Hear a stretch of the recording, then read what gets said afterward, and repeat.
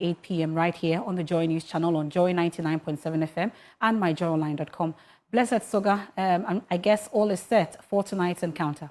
To, of course, interact with him directly on the number of promises being made by the NDC ahead of the 2024 elections. So what are we to expect tonight? Let's speak to the Deputy National Communications Officer of the NDC, Malik Basintale, who's joining us tonight. We've not seen this, at least he's interacted with the media, but not in this format in the lead up to the elections. What's informing the Mahama conversation? I mean, we first of all respect you media men. We respect the role you play so long as our democracy is concerned. And we believe that in order to build a very formidable economy, in order to build a very formidable society, we've got to sit with you media persons and then find a way forward to resetting the economy and resetting the already derailed corridors of this country.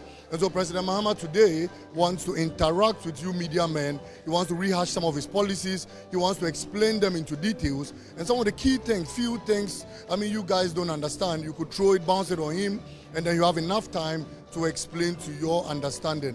And so today we are gathered here as a party because we respect the media fraternity of this country, because we believe in the fourth arm of the realm, and because we believe that in order that we all come apart, in order to do away with fake news, in order to do away with propaganda, in order to do away with some of the misconceptions that our opponents have been throwing out there, we will meet you tete-a-tete, face-to-face, and then we discuss issues. And you know, President Mahama is a man who has solid grips of his economic credentials. He's a man who is able to sit with you, you ask the questions and he answers you. He does so because he has a good track record. He does so because he's done it before, he's been president. He understands what it means to be president in this country, and he's done a lot to salvage. But it appears that this is not the first time this is happening. And no, I mean, this will not be the first time, looking at, how it's been tagged. It's been called the Mahama Conversations, which means that after this, we're expecting some more, correct? Absolutely. President Mahama has not only interacted with you media men, he's interacted with the Ghanaian people. For the first time in this country, President Mahama is the first president to have gone live on Facebook and interact with all Ghanaian people who wanted to ask him, certain basic questions. And he did so with lots of confidence. You remember the last time the opposition flag bearer, Alhaji Bawumia, who has been looking for a steer all around this country, interacted. He's not in opposition, he's in government. Our opponent flag bearer, who has been looking for a steer all across the length and breadth of this country. The last time he interacted with people, after 1-2 questions, he stopped interacting with them because the people virtually embarrassed him and put it to him that you are the cause of our economic woes and we are no longer going to vote for you. But President Mahama is a man of confidence, he's a man of diligence, he's a man who has good credibility, he's a man you can trust, he's a nation builder who's done it before, he's a man who believes that Ghana can be put back on track, and he's the man who can take us back from the crossroads to a better place where the youth of this country can get jobs, where our economic credentials could grow, where productivity could grow, where businesses could thrive. And I think that because he's done it before and understands how it is to do it best for the Ghanaian people, he's ever ready to meet with you and share ideas. So it's simply because we respect you people. We believe that a country cannot grow without a solid media front. See, and every now and then, we always want to interact with you. And personally, what are your expectations going into the engagement itself? Well, I know President Mahama, and I know how he has Ghana at heart. I know how he holds, the youth of this country to heart. And I know how this country, the economy of this country is dear to him. So I expect nothing but for him to profess policy. I know President Mahama will not say, Mama Misti, I know President Mahama will not dance like others are doing. I know he's a serious man. I know he will profess policy. I know he will give us solutions to our problems. Look, my brother, a young man wakes up in the morning and all he wants to see is a leader who inspires hope. Is a leader who gives him hope of a better tomorrow. I know President Mahama today will give the youth of this country hope. I know President Mahama will give businessmen hope. I know President Mahama will give us the roadmap to how Ghana is going to be put back on track. At the end of the day, we'll continue the conversations. And of course, we'll do that right after the addresses done. Malik Basintale, Deputy National Communications Officer of the National Democratic Congress, of course, heralding the address by John Dramani Mahama, which will be in a few minutes from now. Blessed Sogan reporting from Kempinski Gold Coast Hotels for the Mahama Conversations, the first of its kind, which is happening now. We'll bring that to you on your election headquarters. Please stay. And that's my colleague Blessed Sogan reporting live from the Kempinski Gold Coast Hotel here in Accra. And it looks like all is set for the re-election. Former President Mahama and his running mates have all entered. Let's go live there now.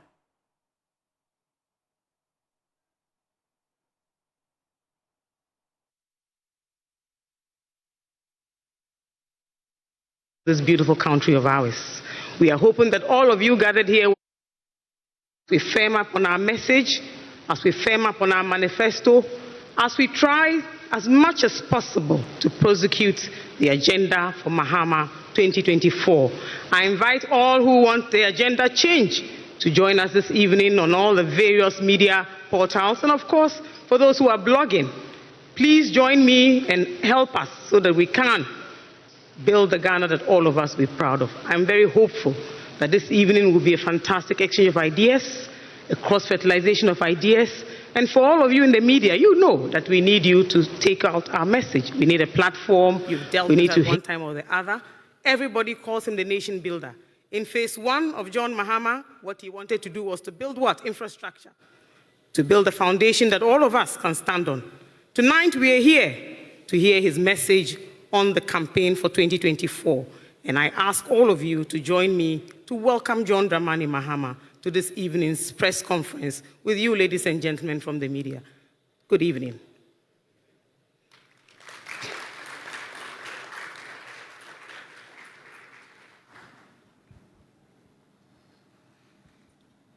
Thank you very much, distinguished colleagues. I'm happy to be with you, and I know what the importance of encounters like this are. You are the vehicle that we have to use to send our message out to the people. So I'm very happy that you responded to our call at relatively short notice. But let me thank you, Joyce Bawa Mukhtari, my spokesperson, who also happens to be a relative, for your kind introduction. And I say good evening to you, all my colleagues in the field of media and communications, and to you, the millions watching and listening from across our country and the world at large. We are at a crucial moment in our nation's history with 153 days to the next presidential and parliamentary elections. 2 years ago in 2022, right here in this same auditorium, in my prophetic address to the nation, I submitted to the government and to all Ghanaians that Ghana was at a crossroads. That speech has been called the crossroads speech. Unfortunately, the government refused to listen to that altruistic conversation and the raft of viable and innovative policy proposals that I offered to them that evening. 2 years on, our country is in the worst state. In between the period, I have been having a series of innovative conversations with you, conversations that do not talk down or talk at Ghanaians, truthful and honest, continuous conversation that admit that our nation is in peril because Ghanaians have victory in our DNA. I know that despite these perils, we can overcome our difficulties. Let me thank you for your presence this evening for my first major media encounter ahead of the December 2024 elections. In addition to my digital conversations, I intend to have a number of such media engagements, not only in Accra, but in other parts of the country. As I have done when I was president, I passionately believe in transparency and accountability and engagements with the fourth estate of the Rim. These have always been an effective way to reach our citizenry. And this is why I'm happy today to be with you again to sustain the conversations about our dear nation, Ghana. And do not worry, the media encounters and my virtual engagements will not deny you the opportunity to catch me for one-on-one interviews, either in your studios or whenever we meet at events. Ladies and gentlemen, this is the time for change. The time for change has come. And it is not just a slogan, but a clarion call to the heart and soul of our nation. This is a time for change because of the urgent need for a transformative shift in the way we govern. the way we create jobs, the way we live, the way we provide social services, including health and education, and the way we envision the future of our dear country, Ghana. After almost 8 years under the deplorable leadership of the Akufo-Addo and Bawumia administration, we have seen our country sink into a serious economic abyss. The current economic mess sums up the verdict on this MPP administration. The harsh reality is that for most citizens, the piteous journey over the period has been a very bitter experience of economic and social deprivation. The unprecedented levels of poverty, unemployment, deterioration in our people's livelihoods, and social inequity have exposed the dubious strategy of hiding incompetence under sloganeering. It confirms without hesitation that the disruptive and hasty experimentation with the lives of the Ghanaian people was underpinned by a naive exuberance, arrogance, and indeed selfishness. And I'm referring to the economic challenges that have shattered the dreams of our youth and the aspirations of the vulnerable in our society. No one has been spared, not children, not adults, including the middle class and the elderly have all been hit very hard. And I dare say, even you, the media, have not been spared. Fellow Ghanaians, and that's a very famous refrain, fellow Ghanaians, notwithstanding these challenges, I'm imbued with the optimism and a steadfast belief in my God Almighty and the amazing creativity of the Ghanaian people to assure you tonight that together we shall turn around this tide. We shall turn this government's destructive tide into positive and progressive waves, waves that will reverberate in every home and corner of our country and across the globe, demonstrating that Ghana has once again gotten back on track. Let me give you 5 good and solid reasons why we shall reset Ghana and turn the tide. 1 is experience. Unlike any other candidate, I have navigated Ghana through tough economic waters before. My presidency was marked by significant infrastructure development, building economic buffers for inclusive growth while ensuring macroeconomic stability. I understand the intricacies of national crisis management and possess the proven experience to reset Ghana from the economic challenges that we face today. The second point is visionary leadership for economic revival. My vision for Ghana is rooted in sustainable development. I'll focus on revitalizing our economy for job creation through industrialization, enhancing agriculture, and ensuring the efficient use of our natural resources. My administration will introduce cross-cutting innovative policies that are inclusive, growth-oriented, and capable of restoring hope back to our youth. And the third point is commitment to job creation. Recognizing that our youth are the backbone of this nation, my government will prioritize and create decent, well-paying, and sustainable jobs by fostering a conducive environment for entrepreneurship and innovation. The government and the private sector will not only tackle unemployment, but also inspire a generation of change makers and problem solvers. And the fourth point is championing social justice and equality. I wholeheartedly believe in a Ghana where every citizen, regardless of their background or gender, has equal opportunities to thrive. Under my leadership, social interventions and educational reforms will be strengthened. The vulnerable in our society will be protected and given the opportunity to change their circumstances. And let me add that gender equality will be a cardinal feature of the Mahama, Jenano, Opoku-Agyeman, and Flagstaff House. Would lead an administration that promotes gender inclusivity in every government policy. And that is why we propose to establish a National Women's Bank to empower women to close the gender gap financially. 1 million women will benefit from the Women's Bank to finance their small and medium-scale businesses. And the fifth point is a call to national unity. Ghana's strength lies in its diversity. The polarization and partisan politics that have characterized the current administration's tenure should have no place in Ghana. As president, I'll foster a spirit of national cohesion encouraging all Ghanaians to contribute towards nation building regardless of their political, religious, or ethnic affiliation. To the youth of Ghana, I say, I understand your frustration and your disillusionment. Many of you are feeling very frustrated. I can relate to the recent cynicism and massive mistrust you have in our body politics because the current government has been undeserving of your trust. The challenges of today might seem insurmountable, but I urge you to look beyond the present and dream with me of a reset Ghana, the Ghana we all want, where your talents and hard work will determine your success. I promise a Ghana where you are not sidelined, but at the forefront of change, where you can live happy lives and still achieve your optimum potential.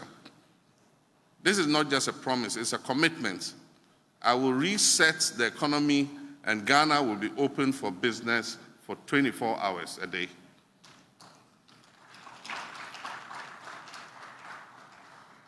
Leadership is about vision, and the 24-hour economy is the vision to create decent and well-paying jobs. When I talk about a 24-hour economy, we need to understand the underlying vision behind that policy. The 24-hour economy is the means to an end, and the end is putting Ghana on a solid foundation for accelerated growth and development. We need to attain the growth rhythm that will turn our country into a developed economy and eliminate the abject levels of poverty we are witnessing today. An economy that will manufacture many of its needs, including food and beverages, drugs, clothing, and more, such that we can address the exchange rate volatilities due to needless imports. The world is moving very fast. We need to keep up with this new rhythm. So first, think of the 24-hour economy as an accelerator, the best accelerator or catalyst we could possibly have. A 24-hour economy will increase the production and distribution of goods and services and accelerate the economic exchanges between people and companies. And with that, we will start growing at an unprecedented pace while providing decent jobs for our young people. As I've said, leadership is about vision, and I stand by it. But leadership is also about caring. It's about giving people genuine, solid hope. And this is what the 24-hour economy is really about. And let me explain further. The 24-hour economy is a solid way to replace imports with homegrown production of goods, and thus create a solid base for a vibrant Ghanaian industry.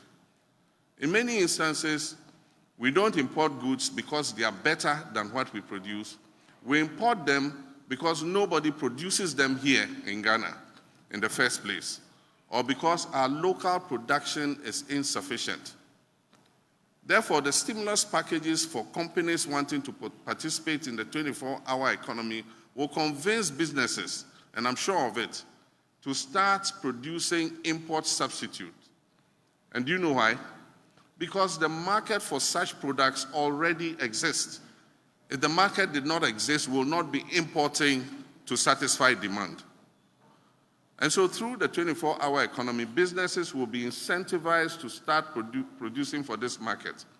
It is the simplest way to start growing sustainably. And when this begins to happen, imagine the number of new jobs that will be created.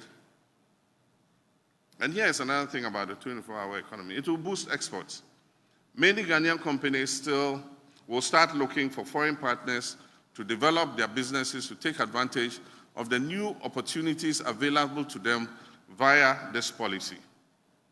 Indeed, thanks to the African Continental Free Trade Area, these partnerships will open new foreign markets to Ghanaian companies. And goods produced in Ghana will then be exported to other parts of our continent, to Asia, to Europe, or North America, using the connections of these foreign partners that we have had. And as I've said before, I will personally chair an accelerated exports development program that will identify and promote exports in the manufacturing, agricultural products, textiles, food and beverages, pharmaceuticals, and the extractive sectors.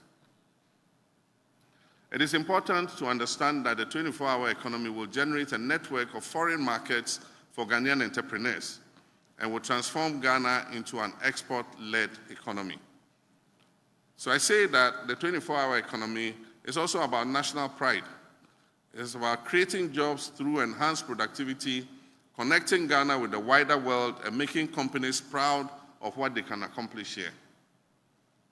Once the policy is set in motion, the rhythm of growth will start to accelerate exponentially, and Ghana will be open for business again.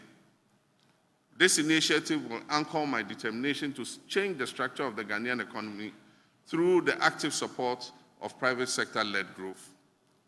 And so be assured that the 24-hour economic policy initiative is a well-thought-through, data-driven, evidence-based, and comprehensive policy to expand critical and strategic segments of our economy sustainably, and it will liberate Ghana from the shackles of unemployment and economic dependence.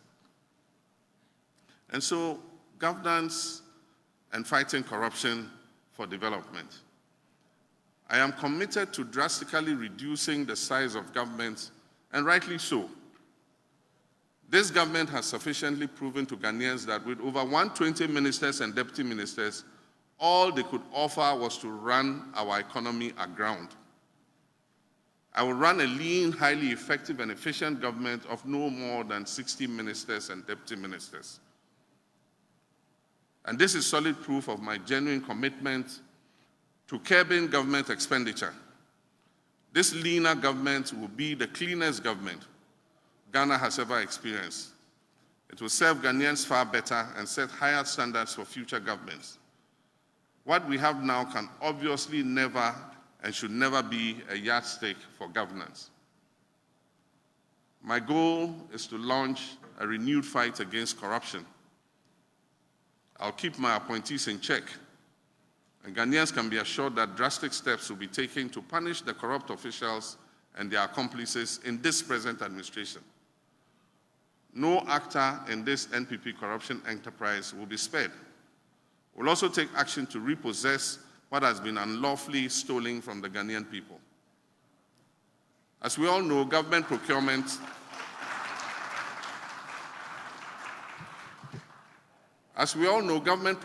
is a significant source of corruption, and no economy can sustain inclusive and equitable social and economic well-being with a penchant for public service holders to be self-serving and corrupt, as is currently the case.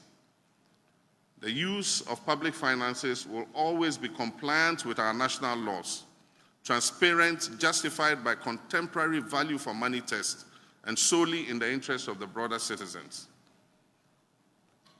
If we want to eliminate corruption, we must increase accountability in government procurement processes. And accountability gives power back to the people. God willing, as the incoming president and leader, I assure the people of Ghana that the NDC is fully committed to accountability. And this is why one of our key policies will be to set up an independent value for money office to scrutinize all government procurements above $5 million threshold, or as shall be recommended by Parliament. Transparency and accountability are the keys to fighting corruption, and we'll fight corruption by creating an office that will dynamically scrutinize all government procurements, coupled with a lean government of no more than 60 ministers and deputies. And I guarantee you that we will come out victorious in this fight against corruption. Developing the agriculture and agribusiness sector with specialized zones in all regions, with support from the Farmer Service Centers and Exim Bank. Ladies and gentlemen, some people say agriculture belongs to poor people. But I say agriculture can generate significant wealth and employment. We live in a world crippled by the ever-increasing effects of climate change. And in this uncertain and sometimes volatile world, food security becomes a strategic issue. To put it simply, we cannot even begin to think about transforming Ghana if we don't put the right focus on agriculture. We cannot be successful in anything we do if we do not first put food on the table at an affordable cost for our people. Agriculture is the cornerstone of growth. Ignoring it is like trying to build a house without a foundation. The slightest storm will bring that house down. Without reliable access to affordable and nutritious food in sufficient quantity, growth and development are impossible. So I don't look at agriculture as an occupation for the poor. I look at it as the very basis of our future. The simplest way to achieve food security is to produce food locally. If you produce food locally, you are not dependent on imports.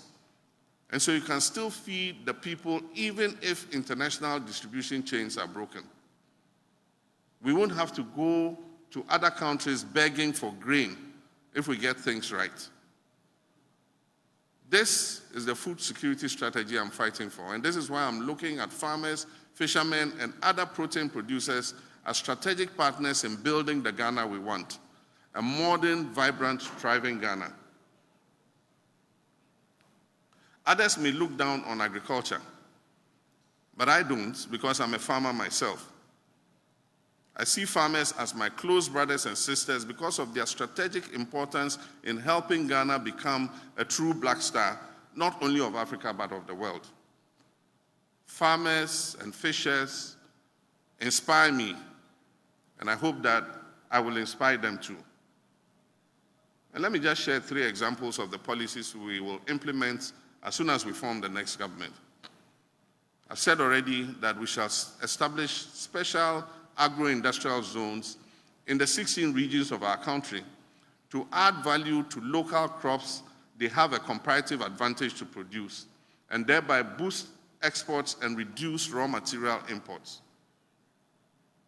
Secondly, we shall create opportunities for farmers to improve food security and bolster economic growth through the establishment of farmer service centers across the country.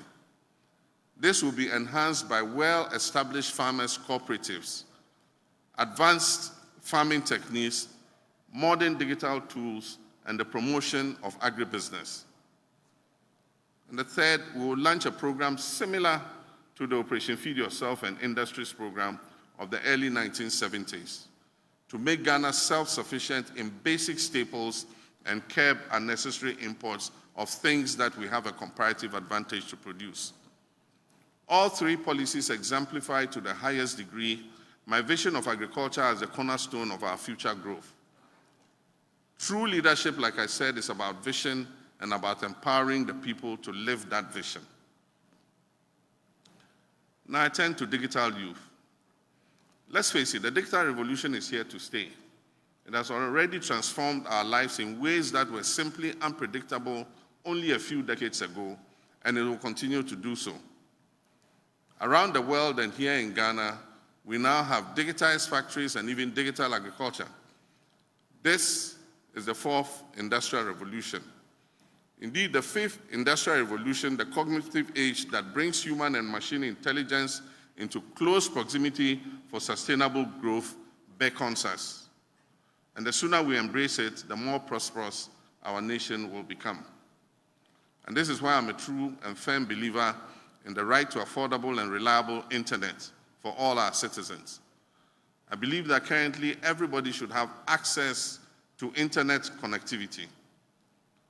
You may remember that 4 years ago, I promised Ghanaians that if elected president, I'll provide them with universal and affordable internet access.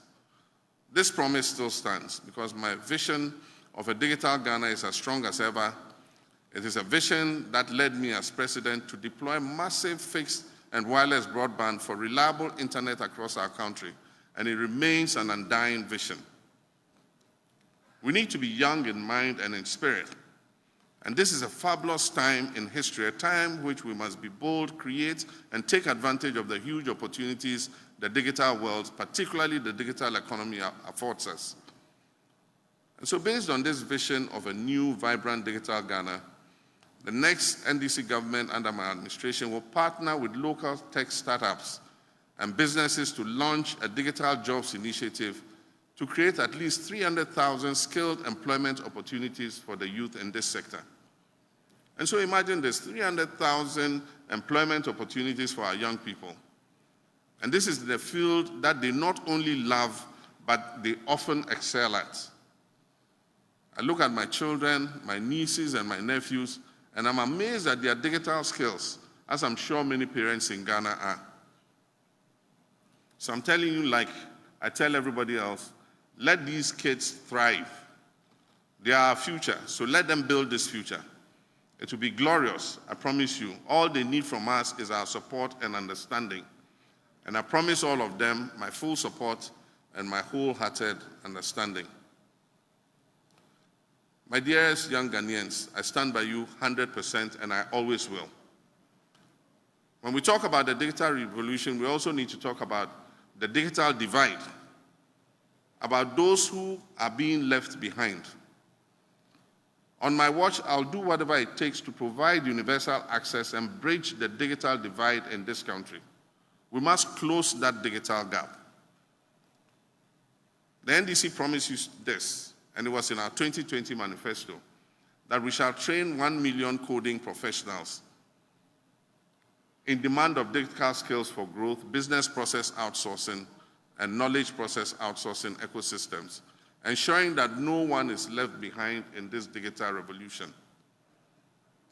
1 million coders, I mean, just think about it. And I believe we can do it. And this is our plan. It is our pledge to you. And no Ghanaian will be left behind in this digital revolution. Let me also assure the sports fraternity that we shall develop our stadium infrastructure for track and field sports, we'll fix the deteriorating football pitches, and pay stipends to footballers in the Premier League like we promised in 2020. What we call the lesser-known sports shall also receive equitable attention like we give soccer. And I have good news for the creative industry. Our overarching policy for the industry shall be the Black Star experience. And this will be geared towards boosting the tourism and creative arts sector. It will include the Pan-African Month, the Ghana Film Festival and Awards Month, the Ghanaian Heritage and History Month, the Fashion and Food Month, and the Diasporan Month. Additionally, we'll rehabilitate all our regional centers of national culture and make them available to the creative industry. We'll also support aging artists who many of whom currently live in poverty. My colleagues, ladies and gentlemen, together we shall overcome. Together we shall reset the narrative and restore Ghana to its rightful place among the Community of Nations. The time for change has come. The time to change this non-performing, corrupt government is now. Let us seize this moment to build the Ghana we want together for a brighter future for our children and for generations yet to come. May God bless our homeland, Ghana. And I'd like to stop here and invite you to ask your questions so that we can continue the conversation about the many other issues I have left out for now. I thank you very much for your kind attention. And thank you, Your Excellency, for that insightful speech. And thank you for doing this at this time, at a time when duty bearers are refusing to engage the media like this.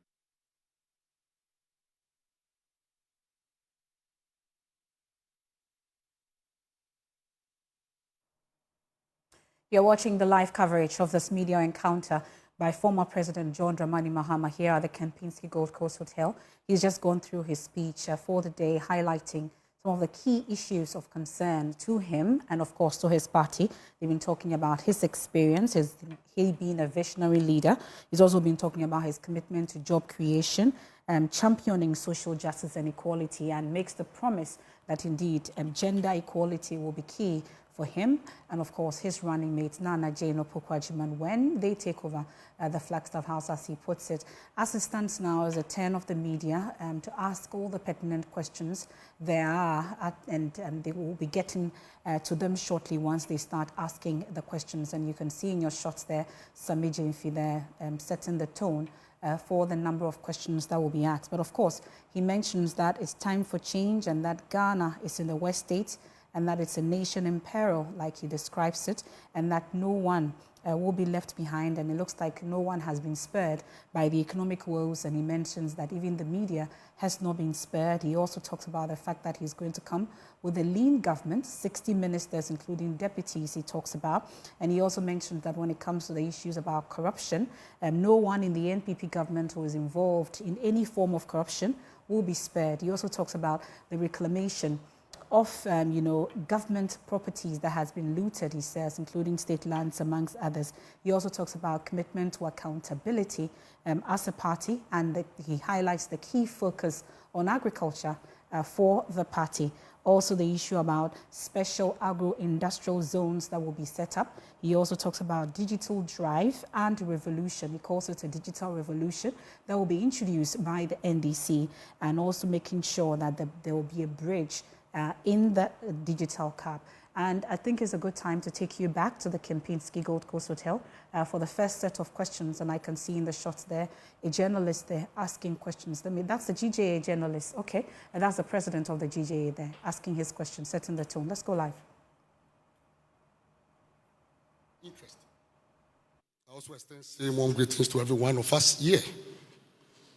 This media encounter with the flag bearer of the National Democratic Congress, His Excellency, former President John Dramani Mahama, is crucial because it further deepens our democracy, and more importantly, it gives the media the opportunity to scrutinize the vision and programs of someone seeking to occupy the highest office in the land once again.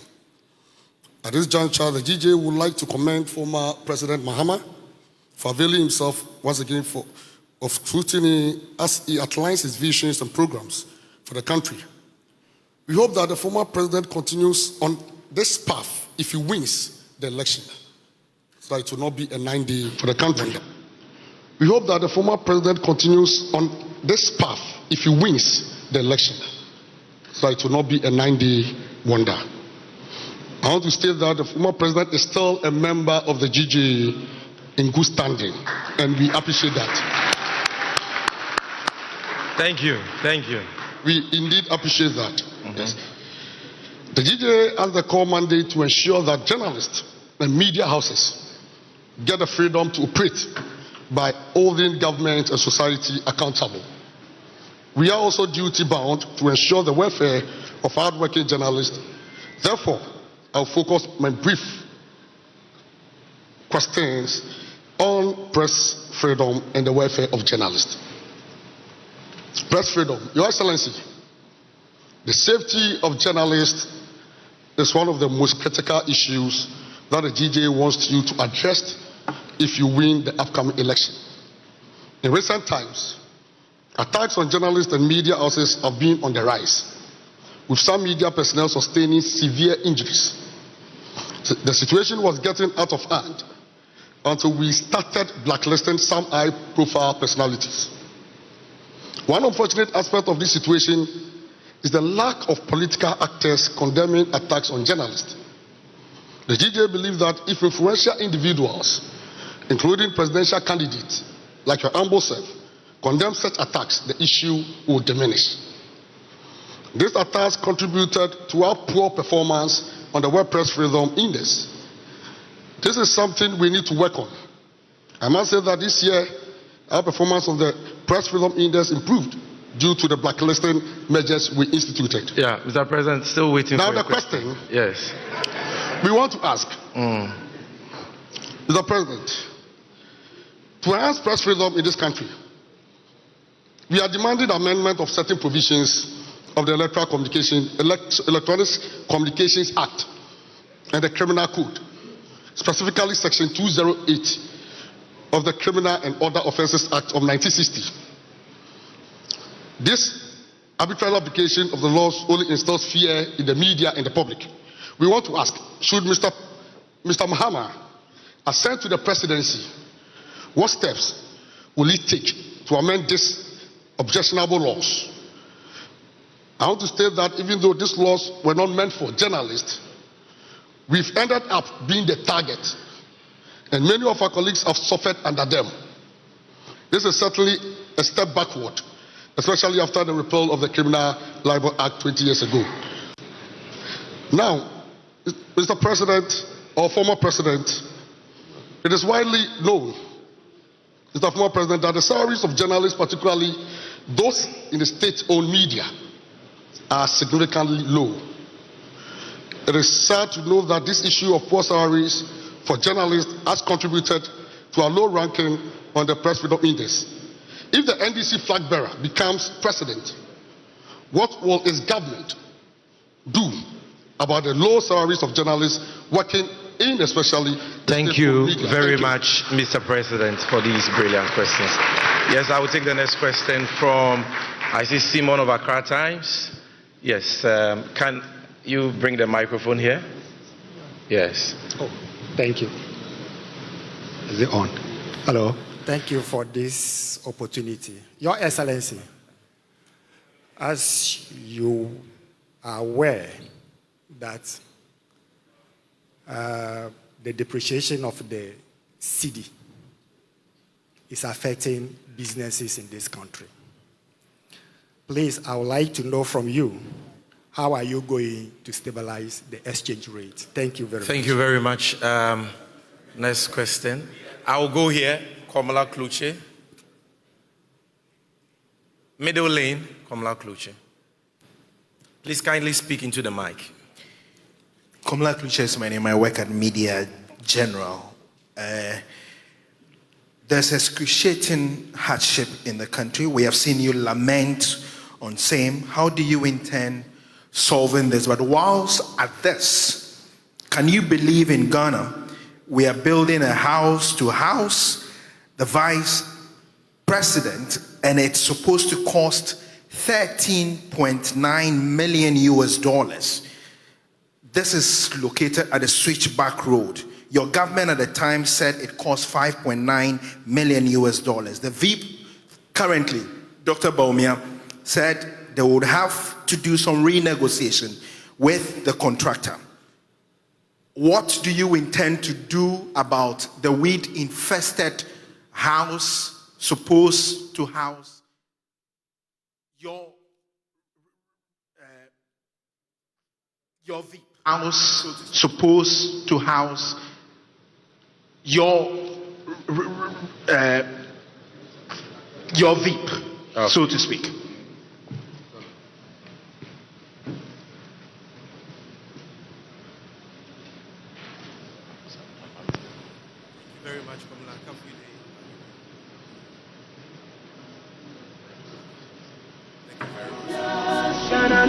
Thank you very much, Komala Kafwide. I'll give you the...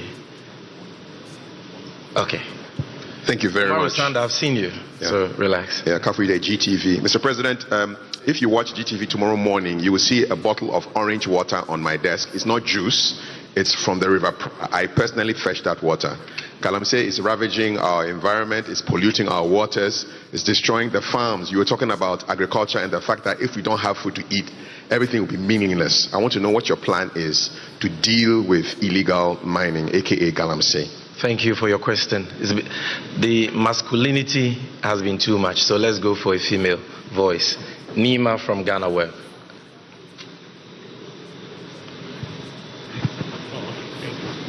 Thank you so much for the opportunity. Your Excellency, please, I would like to find out from you what's your position on free SHS. Given that, and also what is your thoughts on the proposal to pass the free SHS bill, given that the majority has hinted the bill will be coming to Parliament? Thank you very much, Nima. So this brings us to the end of the first set, the free SHS bill. So this brings us to the end of the first set of 5. His Excellency will deal with these 5 and then we'll come back again. We're doing this till 10 p.m., so relax, you get the opportunity to ask your question. Your Excellency, we are ready for you. Thank you very much, Mr. President, Jimmy. questions and also your commendation. This will not be a 9-day wonder. Everybody knows that when I was president, I held media encounters, every year of my presidency. It's not been the same under this government. They've run away from the searing accountability to the media. We all know that Chapter 12 of our Constitution is on press freedom. And it has been one of the most progressive constitutions that any African country can have, because it gives wide-ranging freedoms to the media to be able to do its work, and principally to carry out their role as the watchdogs of the people, not as the guard dogs of government. Some of us have abdicated that role, and instead of being the watchdogs of the people, we have been the guard dogs of government, savaging people who question and try to hold government accountable. So we must take note of that. Safety of journalists is important, and I must say that in this last administration, journalists have felt more afraid, they have felt more cowed. Many journalists have been harassed, they have been forced to flee the country. I remember a journalist had to run to South Africa and stay there for some time to let things cool off before he returned. Another journalist in the Upper East region who questioned some issues to do with illegal mining also had to run away from the region for fear that he was going to be assaulted or harmed.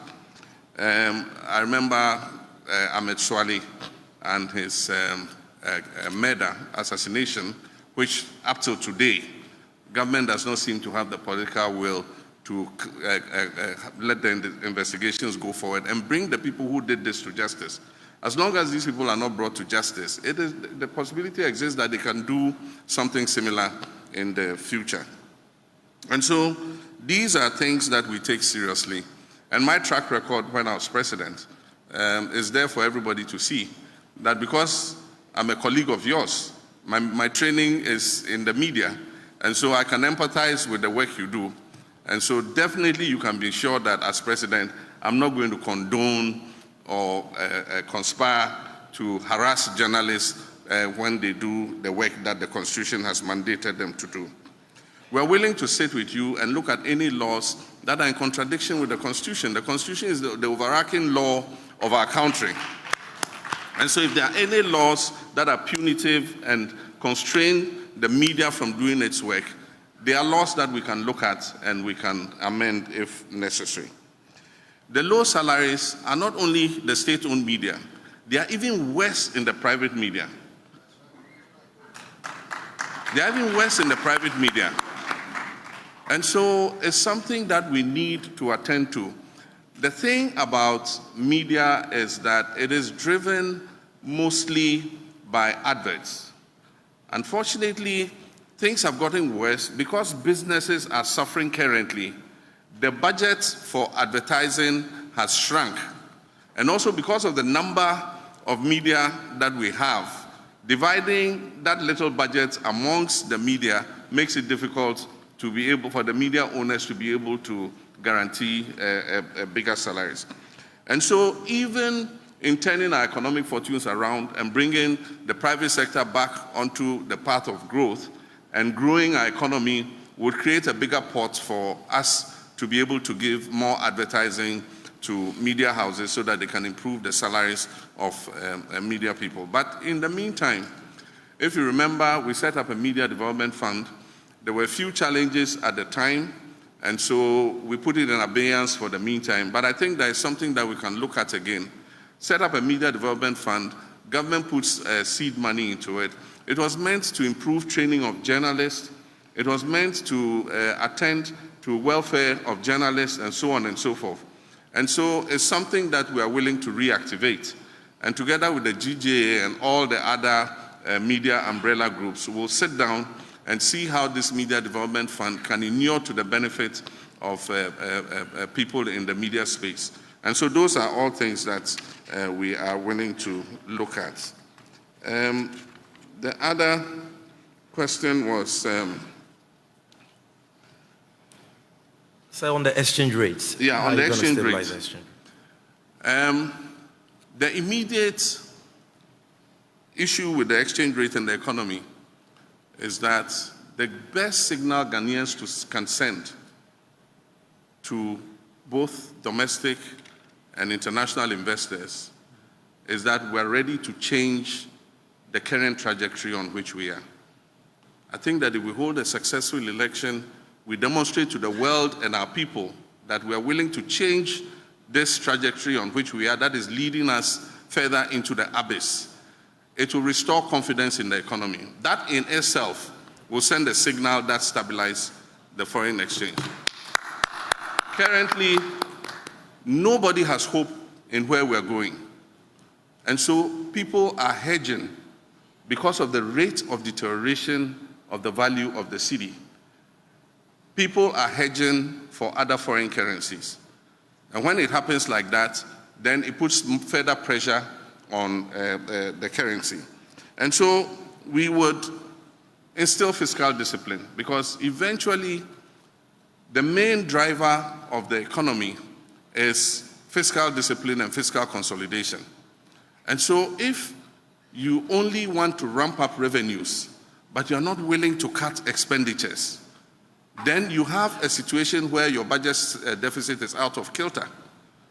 And as you know, we had a budget deficit that went as high as 15% of GDP.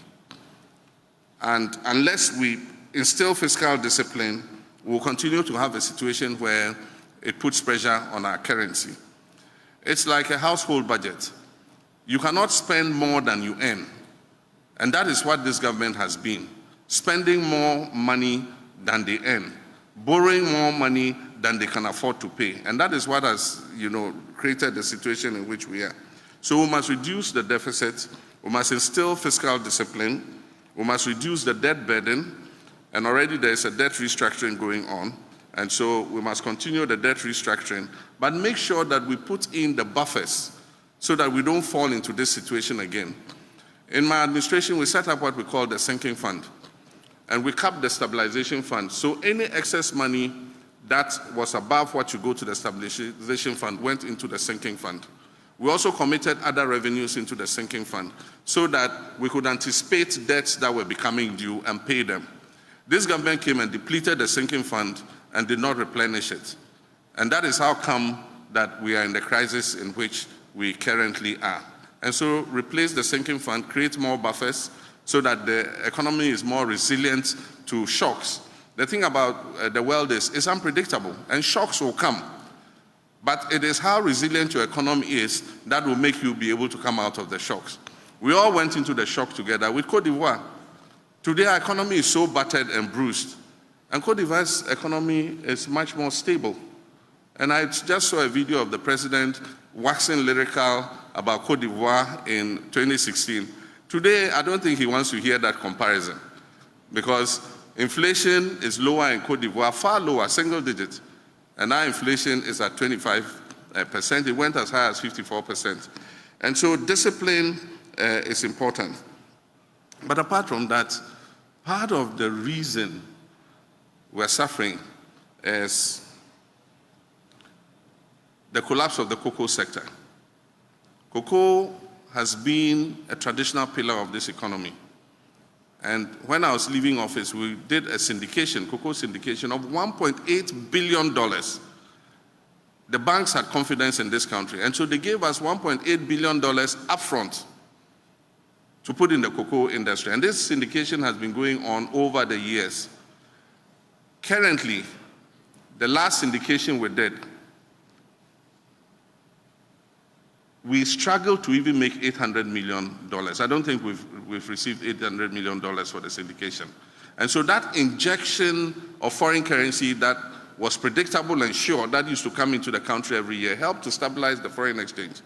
Today, the cocoa industry is a pale shadow of itself.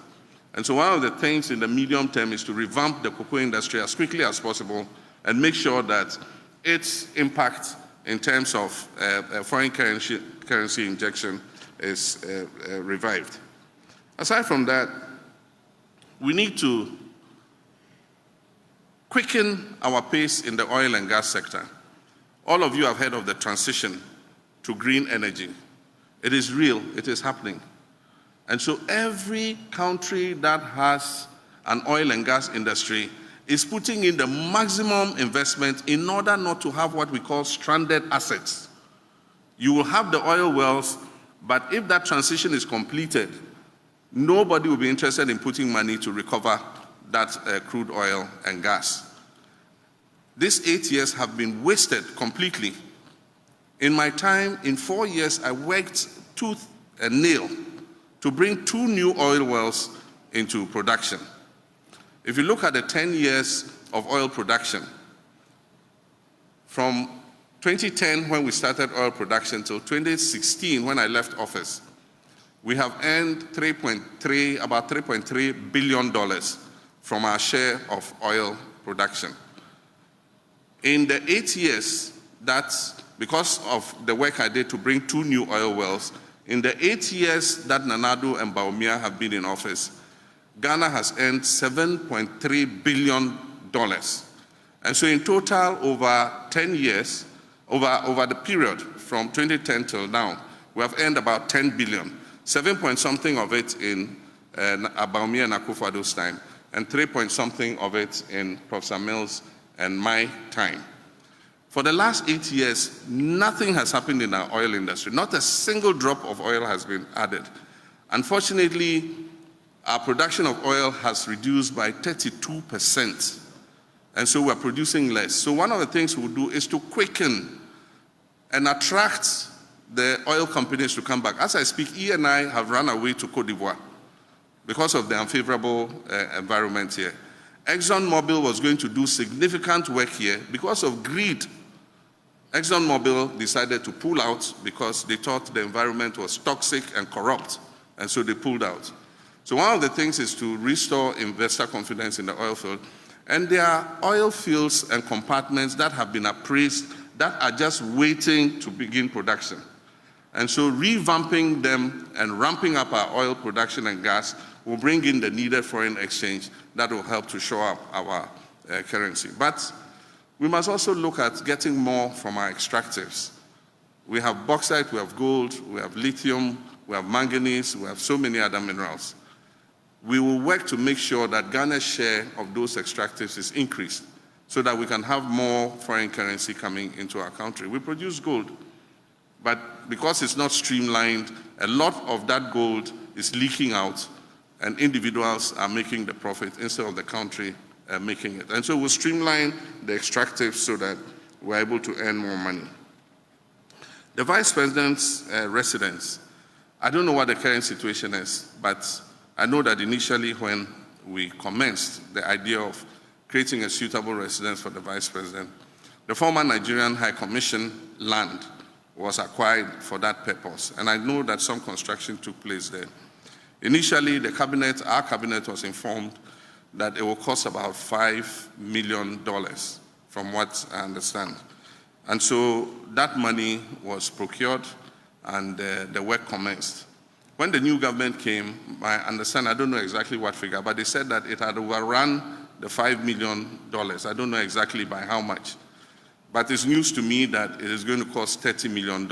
I haven't seen the figures and all, but really, I wonder if we have value for money. And that's why I say that in our anti-corruption fight, we will subject any project above $5 million to value for money audit. Because until you audit that project, you can't tell whether it is worth the value for the money we're putting in. And so when we come, we will look at the figures and we'll do an audit and see whether, yes, 30 million is what is appropriate or it should cost far less. But in these crisis times, one wonders whether that project is really a priority. Because when I was president, the Vice President lived in what is currently called the Australia House.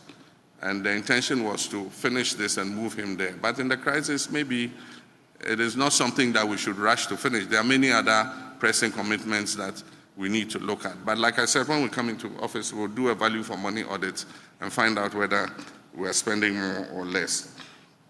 Galamsey is a problem of compliance. We have all the laws. We have everything. It's the enforcement that is the problem. And the enforcement is a problem because those who should be enforcing it are part of the problem. Today, DCs and ministers all have small-scale concessions, and I indulge in Galamsey. And that's why I said, any person who serves in my government, if you want to be a small-scale gold miner, go and be a small-scale gold miner. If you're a DCE, be a small-scale gold miner. Don't take public office under my administration. And so we're not going to countenance having any of our ministers or our political appointees involved in small-scale gold mining so that we can enforce the laws properly. And what are the suggestions we've given? One, we know the districts where mining takes place. We will open an office of all the agencies that oversee the mining sector in those districts. There must be a Minerals Commission office in every district where gold mining is taking place, so that enforcement and compliance can be right at the doorsteps of the industry in the particular district. The Environmental Protection Agency, there must be an EPA office in every district where mining is taking place. And we have universities that are producing young graduates. UNER is one in Sunyani, UMAT is the other in Takwa. These young graduates are geologists, they are environmental protection specialists. They have a lot of experience when it comes to gold mining. And so we're saying that we're going to identify the concessions and who hold the concessions. And we're going to employ these young people to work with the companies that legitimately own the concessions so that they can guide them in how to do proper mining. We're going to ban mining in forest reserves. As for that, it's non-negotiable. The law that was amended to allow people to go into forest reserves, the law that was amended to let people enter forest reserves to do mining will be re-amended to stop it. Because the figures I'm getting are frightening. And that is why the climate change is real, because our dry seasons are getting harsher. We used to have 365 days rainfall in the western region. Today, it is not so, because all the forest reserves have been invaded by mining companies. And it's insightful that in the past, somebody who was supposed to protect the forest, he himself eventually was known to own about 2 or 3 mining companies that had been given permission to go into forest reserves. I think that those trees, some of them 700 years old, some of them older than Ghana, older than our ancestors, are more important than the gold that lie underneath them. And the point is, if we cut all the trees, we will be leaving a barren land to our children and grandchildren. We don't want the forest zone to become the savanna zone. We must protect those trees and rebuild those forest reserves. So we would stop the mining in forest reserves. The question about free SHS. Yeah, free SHS bill. I support any bill that will improve our education. 1, to make it sustainable. 2, to afford quality education for our children. And so any bill that would achieve this is something that I'll support. I haven't seen the bill, and I don't think that it has been subjected yet to stakeholder consultation.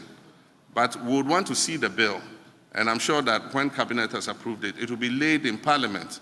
And when it's laid in Parliament, as a parliamentarian, the normal action is to refer it to the committee responsible. And I'm hoping that when that bill is referred to the committee responsible, it will do the proper stakeholder consultation so that we all can be on board. Because if you're making fundamental changes to our educational system, I think that parents, teachers, and everybody who has a stake in education must be involved. I don't know, we're just hearing rumors, and as long as we haven't seen the bill, you cannot say if they're authentic or not, but I think some of the things I've heard is to fuse the JHS and the SHS together. That is a very fundamental move. And so if you're going to do that, what will the impact be? What do teachers say? What do parents say? What do students say? What do all the stakeholders in the industry say?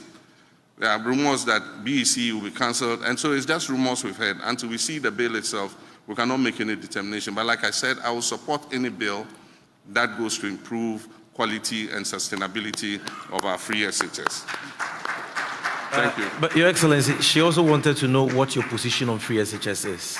My position on free SHS? Aside the bill, yes. My position on free SHS is known. In 2015, I launched progressive free SHS. That's what the Constitution says. The only difference between us and MPP is the approach.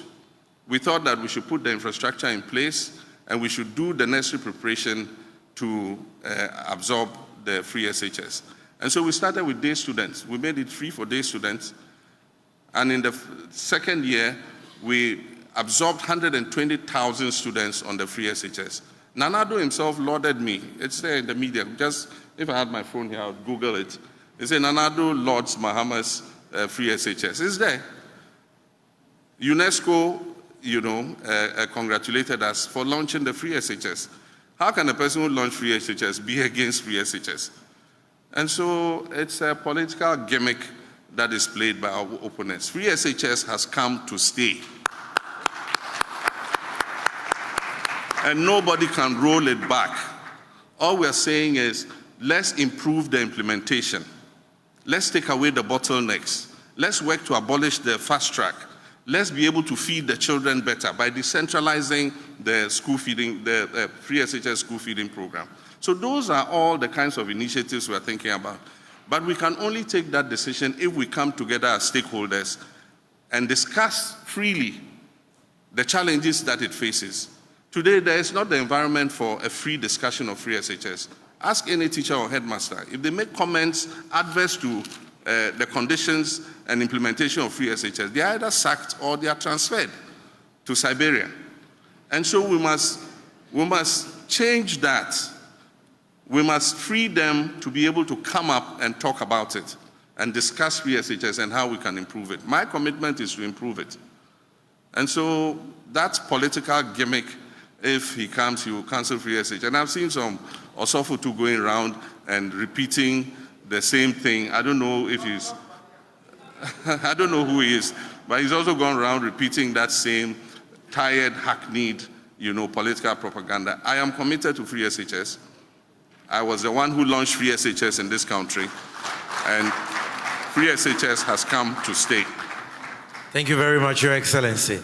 Ladies and gentlemen, we'll be going for the second round. Aniampofo, my good brother Shadov is also here. So kindly bring the microphone here. I see Miss Ami here. I see Kwame Menka. Then I'll take 2 here, so that will be 6. So let's start with Aniampofo of Metro TV. Kwame, you're seated at the wrong place. Okay. Thank you. Good evening. Thank you, Mr. President. So my first, I'm limited to 1. All right. Annie, can you increase your volume? Okay, 24-hour economy. So if you check the global countries that are practicing 24-hour economy, it includes USA, Canada, France, UK, Singapore, and the rest, Germany. All those countries are in the Western developed world. I'm just wondering, I checked the statistics with the France implementation, and I think one of their cardinal challenges has to do with labor. So they are largely relying on imported skilled labor now, and it's a great challenge in that country. And I'm wondering how it came to you that Ghana, being an African country, can practice a 24-hour economy compared to these developed countries, and how are we going to be able to implement it to meet the standard of implementation by developed countries where we are actually not yet? Thank you, there. Thank very you. much. I see that, Pakwesi, I'll come to you. All of you, I'll come to you. But I see the gentleman by your hand. It's only fair that I allow that gentleman to ask this question. So let's take him. I'll come to you. Thank you, Your Excellency. My name is Felix Nyaba. I work with Express News. Your Excellency, your critics, especially your political opponents, says that You and the NDC cannot boast of any social intervention policies. Will you mind share with us what have you done on this social intervention policies in this country? Thank you. Shandov, bring the microphone to the front. The man in that colorful bow tie. Yes. Good evening, Mr. President. My name is Pakwesi Shandov. I work with Wesleyan Television.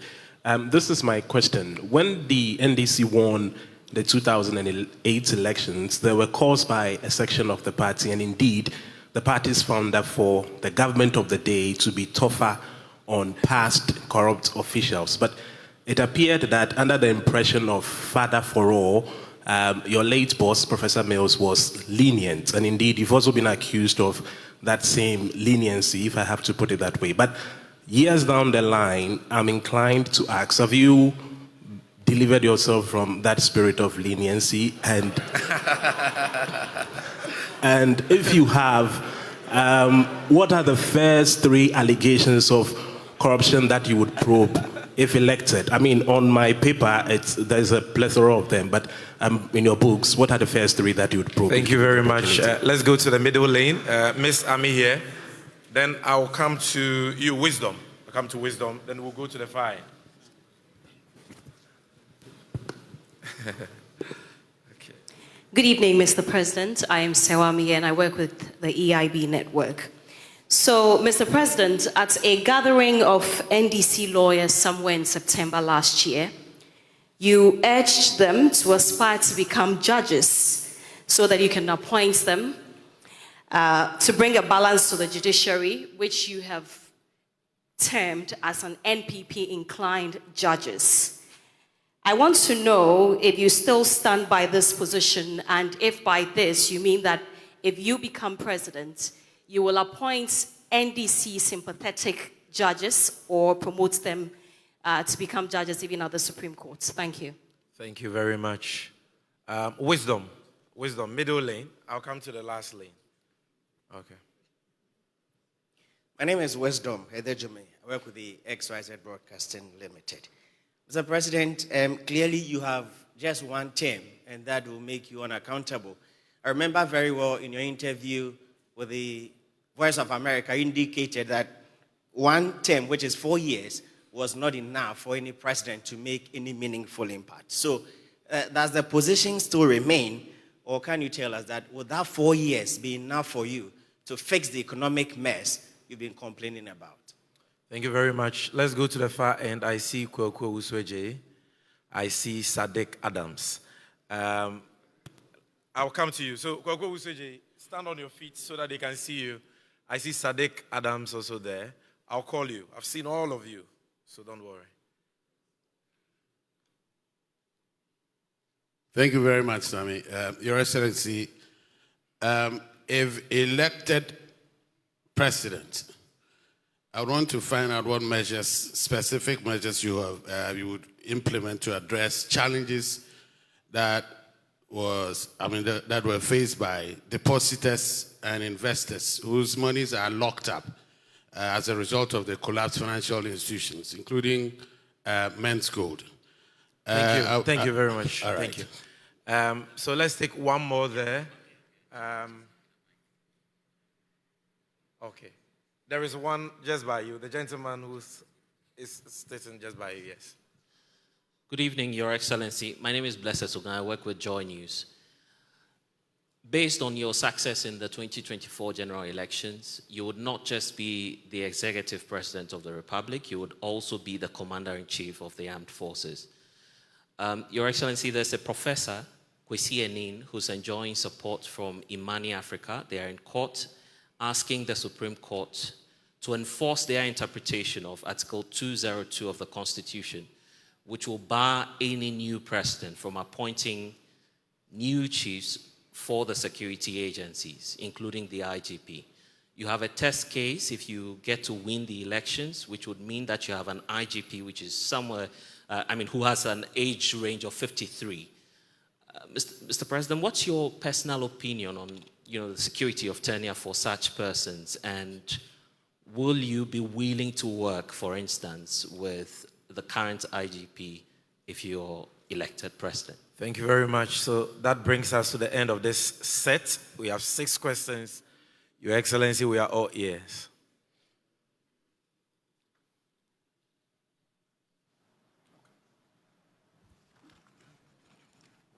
Thank you. And the first question was about the 24-hour economy and the countries that are implementing that policy. Indeed, there are several countries implementing it. And as you said, Ghana would probably be one of the first in Africa to begin the implementation of this policy. It is not new. For those of you who have access to the 40-year development program, which was passed under my administration, the issue of the 24-hour economy was embedded right in there. And it is meant to accelerate our productivity. It is meant to increase opportunities for employment.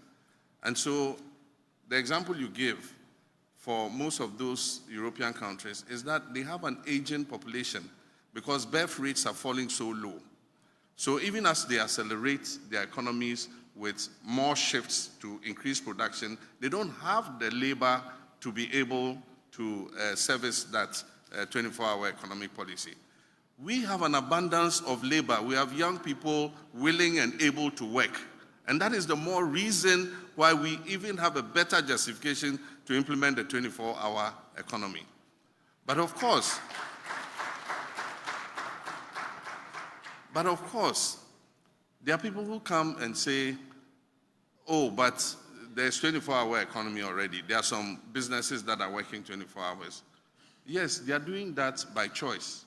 That just a few of them think that they have the capacity to work 24 hours. So it's just by the decision of the owner of the enterprise that he can implement it. It has never, ever been a policy in Ghana. So the difference between what they're referring to, that, oh, some companies are running 24 hours, the difference is that we're going to make it a policy, and it's going to have, the guidelines for that policy, and what government can do to encourage more companies to run 24 hours. That is a simple thing. And so if we say we're going to bring a 24-hour economic policy, oh, nasa omo yedada. But we've never had a policy that regulates and guides how we can incentivize companies to do 24 hours. And I said that one of the things we'll do is give them tax incentives. Because one of the things that adversely obstructs businesses in Ghana is our high taxes. And so if you give some of these companies a tax break, it will encourage them to pump more into production so that they can employ more people. And so that's you also have the issue of safety. Because if companies are working in the night, you must guarantee that they are safe to work. And that is an obligation of government. You don't expect the companies to go and hire security people to come and guard them so that they can work. Government must make sure that it creates a safe environment for the 24-hour economic policy to work. Aside from that, transportation. We need to provide an efficient transport network so that even in the evening, people who have to go to work can get easy, affordable transport to run. And that's why we imported the Ayalolo buses, which today are parked in some graveyard. They were never utilized. Government said they didn't have the money to implement it. But it was a combination of interest between government and the private sector. And so GPRT and all of them were involved. And it was going to run as a bus rapid transit system so that people could catch buses to and from work at whatever time that they close. And so when we come, we're going to revamp all those bus rapid transit systems and buses. Why the 24-hour economy works in some of the developed countries is at any time of the day or night when you go to a bus stop, you get a bus to transport you to work. And so government has some obligations under the 24-hour economy. There are many places that we can easily change into a 24-hour economy mode. The judiciary announced recently that judges are going to sit later than they have done. And so it will mean that people have access to justice better than if they sit the normal time that they sit.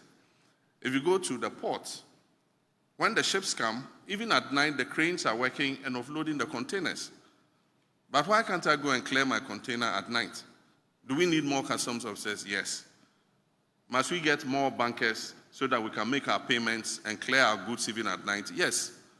And so there are things that government can do to make the 24-hour economy possible. Government has its obligations, and we are going to make it a policy so that the private sector can come on board and be able to do so. People talk about demand. The demand is there. We import 3 billion worth of food products every year, and some of these things we can produce ourselves. And so you can't tell me there's no demand. If there was no demand, why are we importing? If there's no demand for vegetable cooking oil, why are we importing vegetable cooking oil? It means that the demand is there. And so if we can increase productivity, we can meet the demand, our domestic demand. But apart from that, we've been giving the advantage of the African Continental Free Trade Area. It says register your brand. As far as I know, Ghana has registered 70 products that it intends to export tariff-free into other countries. We can increase the number of products that we're exporting by increasing demand. We have pharmaceuticals. We have a developed pharmaceutical industry. When I was in government, I gave them money to expand their production to Binko, NS Chemist, Dan Adams, all of them. They have the capacity to increase production and work 24 hours, both to feed domestic demand and also for export. And like I've said somewhere else, we're going to use government's financial muscle to help Ghanaian-owned companies, Ghanaian-registered companies. Because the market, and I'll give an example, the market for pharmaceutical products, if we give a bias towards Ghanaian-made products, and even if they are marginally more expensive than foreign products, we buy them, we're keeping employment in this country. But if we go and bring those analgesics, we bring those antibiotics, we bring those cough syrups from India and other places, we are exporting jobs to those countries. And so we use government's financial muscle to give an advantage to Ghanaian registered companies so that they can produce more and employ more of our young people. And so that's to do with the 24-hour economy. I've heard this thing said so many times, and I wonder the basis why they say so. The NDC has no social intervention programs. It's the funniest thing I heard. Who brought the District Assembly's Common Fund concept? It was the NDC. We put it in the 1992 Constitution and said 5 to 8% of total government revenue should go directly to the districts for their development. So if you go to your district and the District Assembly has built a school, a KVIP, a nursery, a sports recreation, a community center, it is a social intervention of NDC that has produced that. Who introduced the GET Fund? It's Rawlings, NDC. We passed the GET Fund law. But for the GET Fund, where would our education be? Most of the educational infrastructure in this whole country is being provided through the GET Fund. And so how can you say we haven't introduced social intervention policies? But in any case, what is social intervention policy? Is an action or policy that provides social services or social benefits to the people. And so it's not only GET Fund and other things. We have provided more access to water than any other government in the history of this country. When Professor Mills came into government, access to clean drinking water was 58%. By the time we left office, access to clean drinking water was 76%. For Accra alone, we added 40 million more gallons of water. In 8 years, not 1 gallon has been added. And I hear the Ghana Water Company say, oh, Accra is overgrowing its supply of water. It's overgrowing its supply because in 8 years, you have not added a single gallon to it. You must plan and know what your population growth rate is. And you must continue to put in the capacity to bring in more water. And that's why I'm saying that we took water and brought it in from the northern direction of this country. And so Adenta and other places that had never gotten water for almost 15 years saw their taps flowing for the first time. Today, I'm sure your taps flow twice a week or something. If you don't store water, you will run short. And so we need to invest to bring more water supply, not only to Accra, but to all our growing communities around the country. And so if you are a government and you haven't invested in improving water, definitely access to people will be denied. We've extended electricity more than any government in the history of Ghana. Electricity is a public good. When electricity arrives in a community, it changes the lives of the people very rapidly. People can engage in small-scale enterprises. It was Rawlings who introduced the Rural Electrification Program and the National Electrification Program. And so today, when we say that Ghana has more than 80% access to electricity, it's because the NDC introduced those policies for us to be able to do so. So how can any person say that NDC has not introduced any social intervention? Even the NHIS. NDC started a pilot in Damango and Nkranza for the NHIS. Implementation started in President Kufuor's time. But what President Kufuor introduced was a mutual health insurance scheme. And so your card, your NHIS card, allowed you to access health services only in the district in which you were registered. Today's National Health Insurance Scheme was introduced by Professor Mills. He changed it from a mutual district insurance scheme to a national health insurance scheme so that your card could access health care anywhere in Ghana you go. And so I wonder what is giving these people this idea. You know, I can refer to free school uniforms and free sandals. The free school uniform policy was introduced by Professor Mills. I can refer to the free textbooks for basic schools. When Nana Jane, seated here, was minister, she came and met a situation where 3 children had access to 1 textbook. By the time she left office as minister, every child in basic education had access to 4 textbooks of their own. If that is not social intervention, I wonder what else is social intervention. Even let's take progressive free SHS. It's a policy, the free SHS. I launched the free SHS. And so you can't say that we have not had any social intervention. If you talk about the cocoa sector, our policy of free fertilizer and free cocoa inputs and free seedlings changed the lives of the cocoa farmers. And if you remember, when I was leaving office, we did almost 1 million tons of cocoa because of the policy that we had of giving these inputs to the farmers free. If that is not a social intervention, I wonder what else is. That argument must stop. And the point even is, these people have done more harm to social interventions than any other government in history. They capped the NHIS, and apart from that, they starved it of funds. And so most people with an NHIS card today cannot access health services. You go, you get a consultation, there are no drugs, not even analgesics. You go to hospitals and they say they won't accept the NHIS card because the NHIS is not refunding their claims. And it's not refunding their claims because this government has starved the NHIS of money. They've starved the District Assembly's Common Fund of money. The Constitution said 5% to 8%. We were giving district assemblies 7.5% of national revenue. When this government came, they reduced it to 5%. And the rest they are putting into the consolidated fund to spend at the center. And even the 5% does not come. If you go and ask any district secretary, he will tell you there's no money. They go begging the MPs to let them have access to the money in their district common fund accounts to be able to do even some of the basic things. And so this government is doing more. Get fund, decollateralize Get fund, and spend the money in advance.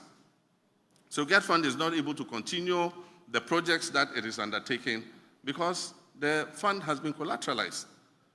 And so this government has done more harm to the existing social interventions than any other government in the history of the country. And so that is my take on that.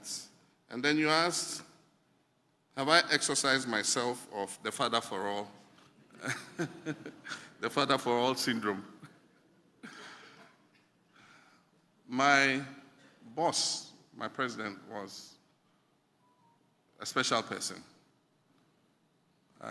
He several times said he believed in looking forward and not looking into the past. And so I'm sure that people got away with some of the crimes that they had committed against the people. I became president 4 years later, after President Mills had done his 4 years. I mean, I came into office 5 months before the election. And so when I became president, it was going to be a bit difficult to be investigating things that happened in 2008. And so I said that, look, any allegations of corruption that are made against any public officer, I gave the investigative agencies the free hand to investigate. And so I remember in those times, the National Service investigation, the JIDA scandal, people even forget that I was the one who commissioned the committee of inquiry into JIDA. And all the issues that came up, the report was presented to me as president, and I gave the report to the media. And that is referred back to me as my crime of condoning corruption. The fight against corruption begins with shining sunlight into an area, and that is what I sought to do. And so when we gave the JIDA report to you guys, it was referred to the Attorney General. And the Attorney General began to take action. Some of the people involved went to court to restrain the Attorney General, and the court processes took forever.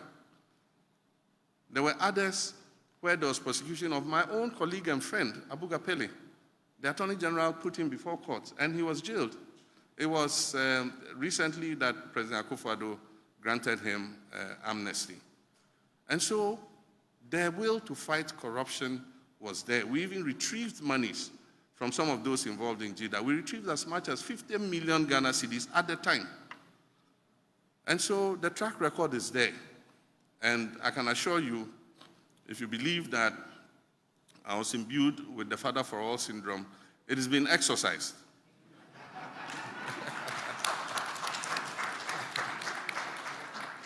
And it's been exercised because it's a demand by the people of Ghana. The people of Ghana are asking for accountability. And we must create a situation where everybody who agrees to serve must know that he will be held accountable to the people. We can't afford to fail. We've seen some things that are happening in other countries. And let's not think that Ghana is immune from that. And I can tell you, our young people are getting frustrated and desperate. And if we don't take drastic action and we think that it's going to be business as usual, we will be shocked at what would happen in this country. And so it's not my demand, it's not a threat, as Nana Jane said. It is a promise that will hold public officers accountable. And it's not going to be only post-regime accountability. It's easy to prosecute your political opponents when they've left office, but the difficult decision of dealing with your own people when they go wrong, it is what makes you pass the test of the fight against corruption. And we're going to hold our people accountable. And so I've said it several times, if you get into trouble, I'm not going to be a clearing agent to clear you. If the investigative agencies catch up with you, you are on your own. All right, sir. And the appropriate sanctions will be taken. The issue of judges, I believe that our Constitution gives the judiciary certain privileges. They are the only arm of government that does not renew its mandates. They don't go for elections to be re-elected as judges, and they're given security of tenure. I think that the obligation and responsibility of every president is to appoint fair-minded people. Human beings, as we are, would have our own inclinations towards one party or towards one religion or towards one culture or other. There are many things that make us who we are. But the obligation on when you become a judge is to look at the cold, hard facts and rule based on that. Some of the pushback that we are seeing currently is the penchant by this president to pack the courts. And only recently, you've seen what happened. And I can't understand why the Chief Justice will be the one recommending, which judges to appoint. The Constitution is clear. That is the president who appoints judges in consultation with the advice of the Judicial Council. And so the initiative to appoint judges must come from the president and submitted to the Judicial Council. It brings it back with advice to the president, and the president forwards it to Parliament. That is the procedure. It is very weird that this time the recommendation comes from the Chief Justice to the president. And even the issue of capping the number of judges. The Constitutional Review Committee recommended that we cap Supreme Court judges at 15. And so the issue of capping the Supreme Court is not for the Chief Justice to say. We will resurrect the Constitutional Review process when I become president. And when we do that, we will put it to the Ghanaian people whether we should retain the 15, whether we should reduce it, or whether we should increase it. And so I don't think that should be the Chief Justice saying that we should increase and cap at 15. And even when she says, and cap at 20, and even when she says cap at 20, she has already recommended the 5 that will cap the 20. Thank you. And even bring it to 21. Because if you add that 5, it will go to 21. And so I think that we must, as much as possible, if you have the discretion, the president of this country has a lot of discretionary powers, but that discretionary power must be exercised with responsibility and make sure that when you are appointing people onto the judiciary, which has security of tenure until they reach 65 or 70 or whatever age is recommended, you cannot remove them unless for stated reason. And so in appointing people to such powerful positions where they are the arbiter of whatever happens in this country, we must make sure that we use a criteria of fair-minded people who can put their prejudices aside and be able to judge fairly, because they are the last resort when disputes occur. And so I think that that is the... I was speaking in Elubo when I made the statement that I made. And that statement was in 2016. And it was made to justify why I deserved a second term in office. And I believe that at that time we had made significant steps in terms of stabilizing the economy, in terms of infrastructure development. We had brought the Etuabo gas processing plant on stream. We had been faced with a crippling energy crisis. We had turned it around. By 2016, we had stabilized the power situation. We had worked hard to bring 2 new oil blocks on stream, which increased the volumes of our oil production and the value of our production. We had introduced a new Energy Sector Levy Act, which today is bringing in almost 9 billion cedis a year. And so there were several things that we had done. We had established a new port at Tema. We had built a new Terminal 3 at our airport. We had expanded the Takrady port. We had expanded educational infrastructure. We had expanded health infrastructure with district hospitals and regional hospitals. We had expanded access to electricity and water. We had built new markets in many places so that we could improve trade and commerce. And so on that basis, I wanted another term to be able to continue and consolidate what I had done. And that's why I made the statement that I did.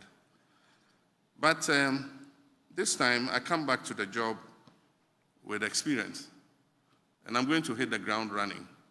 And so even though 4 years is short, I believe that in 4 years, we can reset our country. And there are objectives that one wants to achieve. And I say that in 4 years, we can establish a strong fight against corruption. It is possible for a president to do that. I believe that in 4 years, we can begin carrying out constitutional reforms and reviewing our constitution. And that is an objective that I believe I will put myself to and we can achieve in 4 years. In 4 years, we can begin to turn around our economic fortunes and stabilize the economy.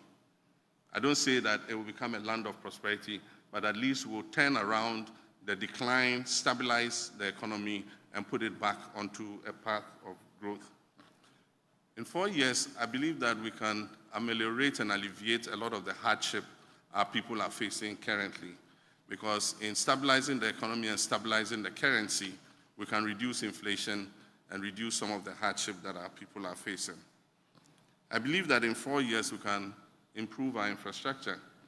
If we implement the big push, we want to put $10 billion over 5 years in infrastructure development. It will include roads, it will include bridges, it will include the essential infrastructure that will make our country run.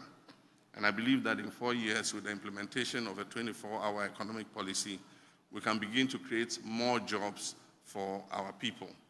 And so, yes, I think 4 years for the reset objectives that I have mentioned, one can create a turnaround and create a platform for resetting our country and giving it the opportunity to take off.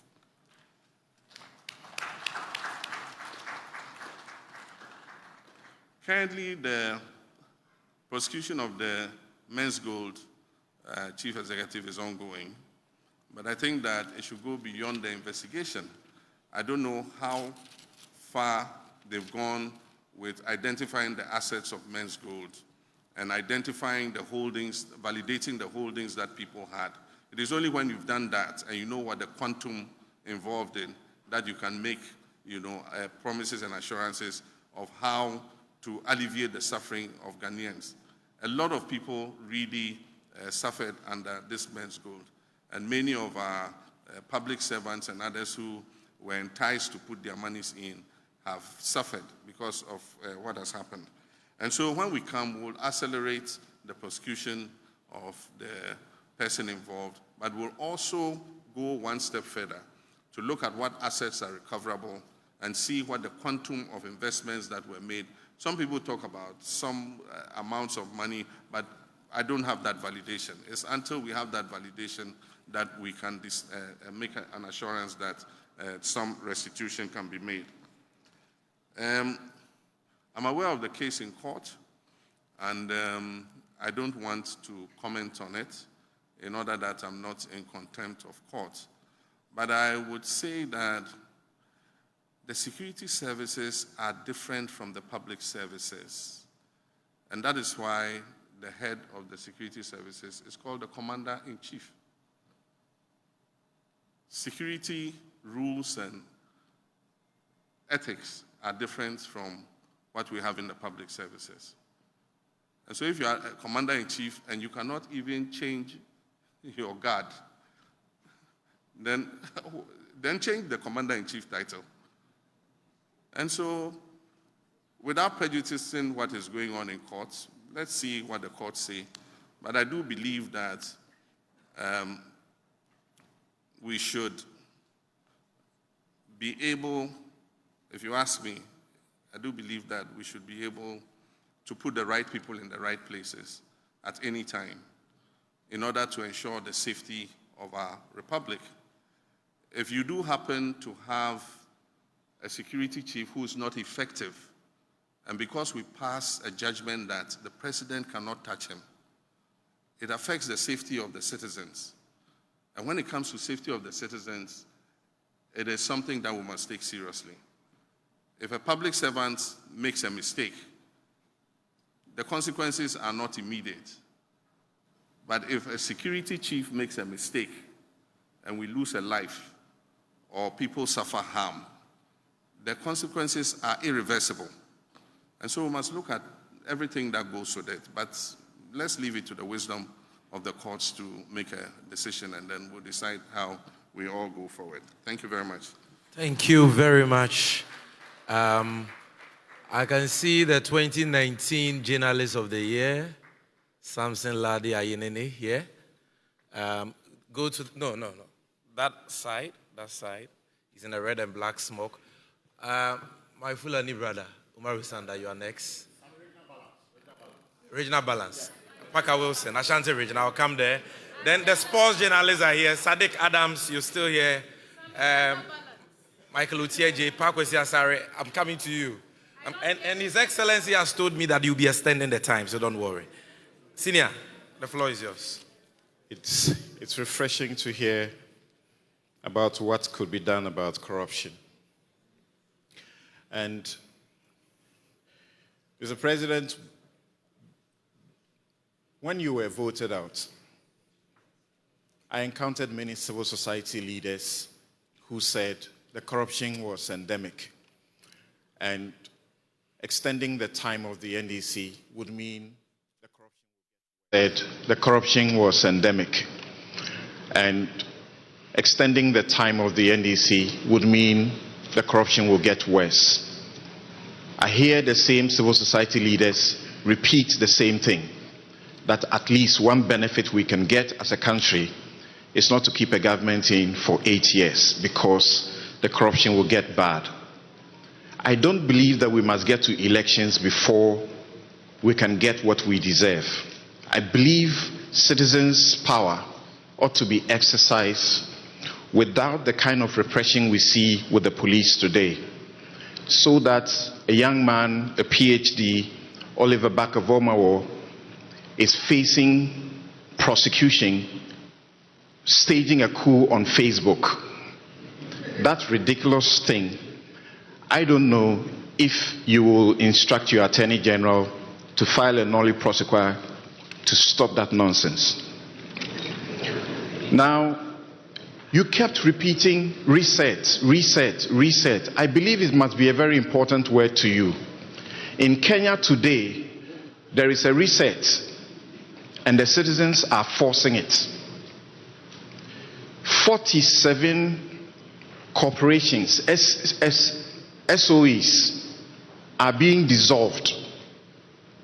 50% of the president's advisors are losing their jobs. My question to you is, 8 people were killed in elections in 2020. We are 4 years down the line. Those lives must matter.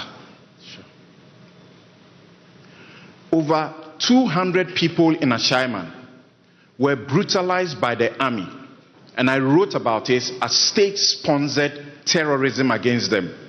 180 of them were arrested by the military, manhandled and released without anything. As we speak, nothing has happened. What have you done as the opposition leader about these things? Thank you. What will you do about these situations? Thank you very much. You see, I've given you a lot of time. So when I come on Newsfile, kindly return the favor. Umaru Zanda. Thank you, Sami. Good evening, Mr. President.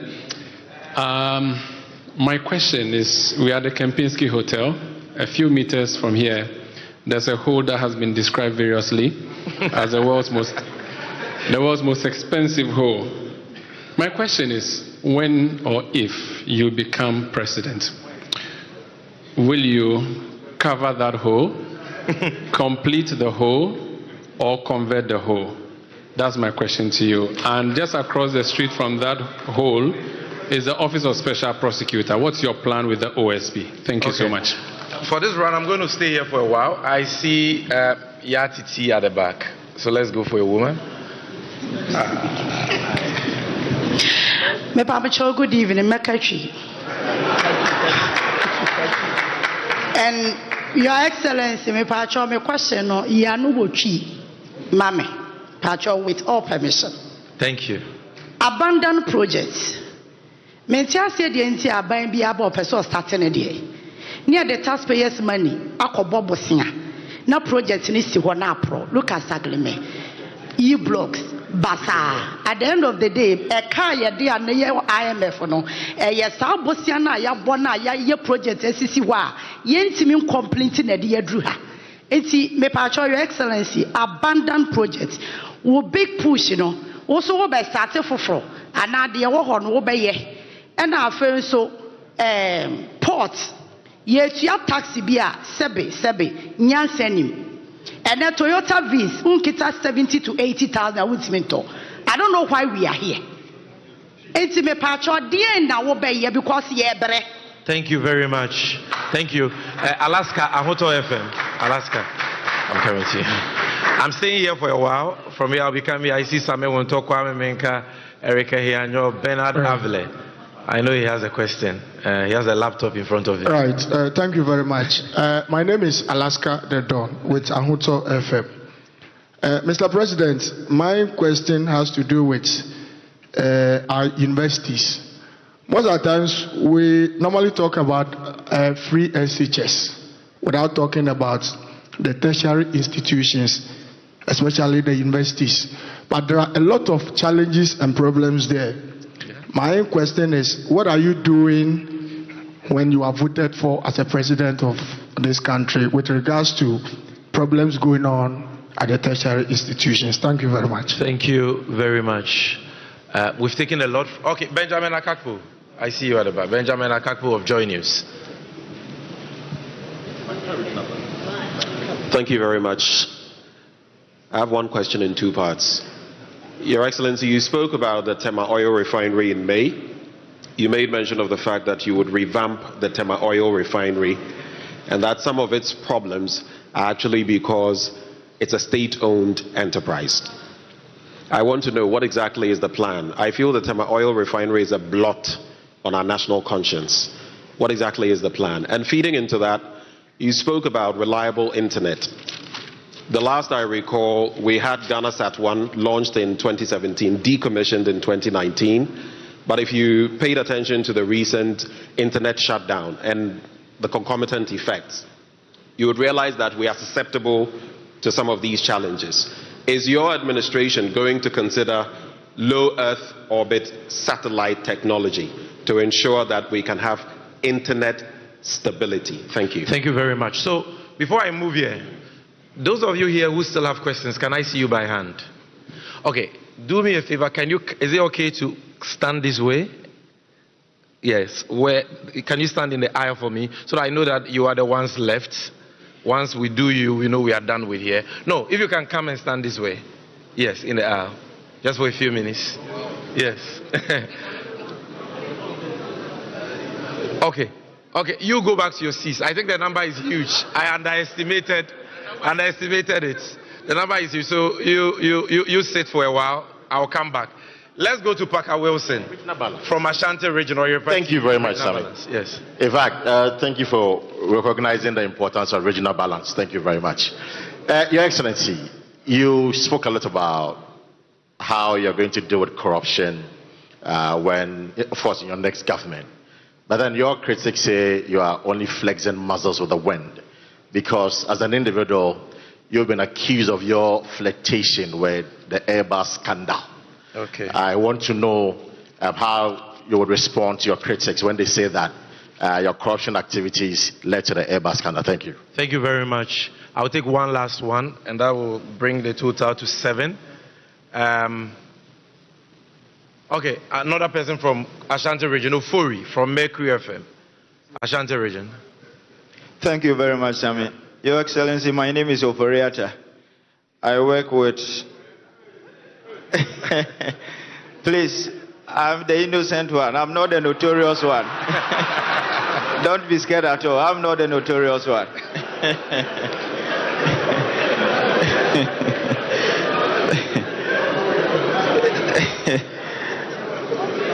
Please, I can assure you that everybody is in safe hands. I'm not the notorious one. All right, we are all yes. Okay. I work with a Class Media Group, specifically Kumasi FM and Adeshi FM in Kumasi. Your Excellency, in some times past, a member of this government died, and in his will, it became known that he had devised a plot of land in a Achimota forest for a relative, as if that was not enough. Now, there is a problem between the organized labor and government in respect of state hotels which are on the verge of being given to a cabinet minister. This week, a minister of state did tell Parliament that an amount of 399 Ghanaian cedis had been spent on the pit called the National Cathedral, at a time that what is seen and felt on the faces of the Ghanaian youth are homelessness, hopelessness, and joblessness. My question is that, when you are elected into office, what will you do to, one, stop the reckless and irrelevant state capture by government officials, and also, two, to restore confidence in the faces of the Ghanaian youth? Thank you very much. Thank you very much. It's been too much politics, so I'll take Sadiq Adams. I know his question will be on sports. And His Excellency says he will be crisp with the answers for this round, so that's why I'm taking more. Yes. Thank you very much for the opportunity, and good evening, Mr. His Excellency, the former president. My question is, Sami said, on sports. As a nation that prides itself as a sports nation, we currently do not have any world-class or international category A stadium in the whole of Ghana, despite millions of dollars sunk as creating infrastructure for the sports. What is Mr. President's vision in getting the best of infrastructure to unearth talent, and to tie that in with the 24-hour economy? We travel around and see that sports is a very massive part of nightlife in countries even in Africa, but Ghanaian sports is designed that after 6 p.m. we all go back to sleep because of the lack of facilities and other amenities to enhance the creation of jobs in the night for sports. What is, or how is the 24-hour economy designed? I've heard from our great trade business. How will that capture and affect sports so that we have around the clock sports development and enhancement in the country? Thank you very much. Thank you very much. Your Excellency, the floor is yours, sir.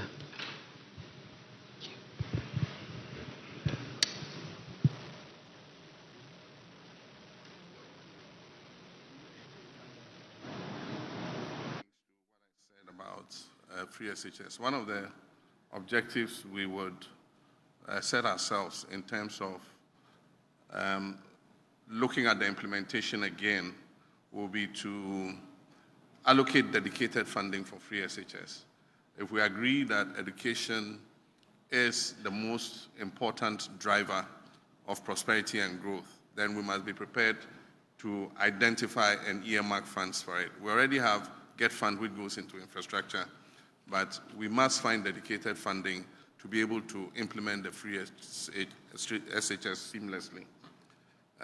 Also, in addition to the question I answered in terms of 4 years, I have heard somebody say that 4 years, if somebody has 8 years, he will be more responsible and accountable. And if somebody has 4 years, he will not be accountable. I mean, it's the most illogical statement I ever heard. Meanwhile, the same person said 4 more for Nana. And so, if you follow that logic, it means that no president deserves a second term. That's what the person is saying. So even your 8 years you are talking about, it means when you win and you want re-election, you are not going to be accountable. And so let's, put that illogical thinking aside and look forward. The first was about the prosecution of the laptop coup in regards to our colleague Bakavomo. And I do think that I don't want to be in contempt of law, but I can say on authority that I don't think that that prosecution was necessary. And so let me just keep it like that, so that I don't get cited for contempt. I think that prosecution was unnecessary, and it was an overreaction by the government. With regards to what is happening in Kenya, I don't think that we have to wait for the backlash of what the youth did in Kenya for us to do the things that we have to do. And that's why I started talking. I said, look, the time has come for us to act, and that it can't be business as usual. The Kenyan youth have sent a signal to the whole of Africa that they will push back if the leaders don't do the right thing. And so definitely I'm signaling that it will not be business as usual in our new administration.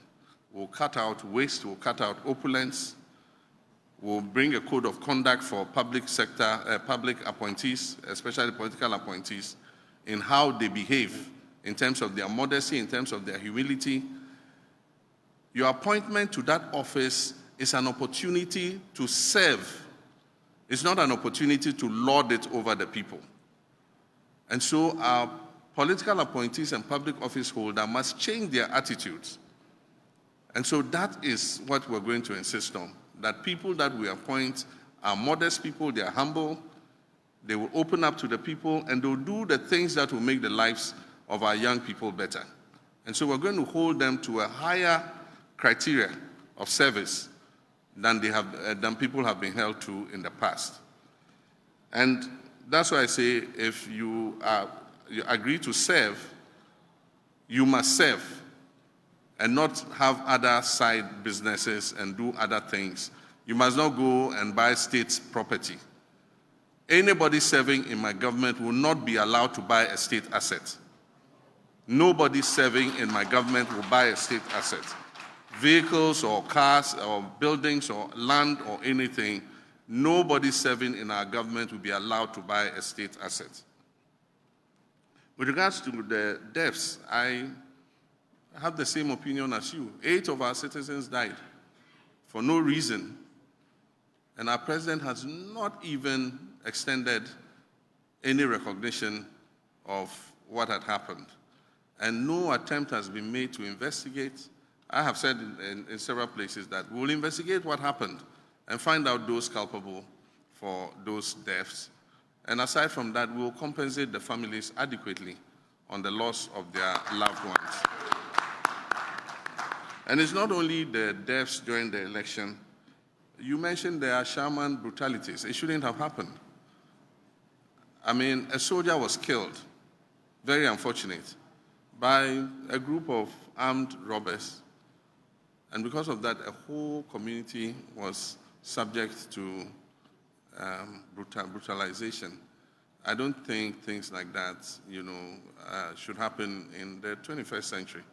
And so I put out a statement when it happened, condoling with the victims, and also asking the military to exercise patience.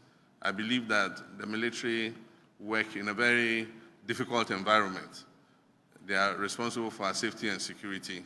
But at the same time, they should recognize that the money the taxpayers pay that put them in that uniform and give them those instruments are to protect the citizens and are not supposed to be used to brutalize the citizens. And so we need to see how we deal with that. Ayawaso West Wuogon, a whole commission of inquiry was set up. Government has with impunity refused to implement the recommendations of the committee. Only recently I visited one of them. He was a footballer. He is unable to go back to work or do anything because of the infirmity in his leg. And so I went and presented a freezer, a flat screen TV, and 5,000 cedis to him in order to help him keep going. And I believe that people like that should be adequately compensated so that they can live their lives again.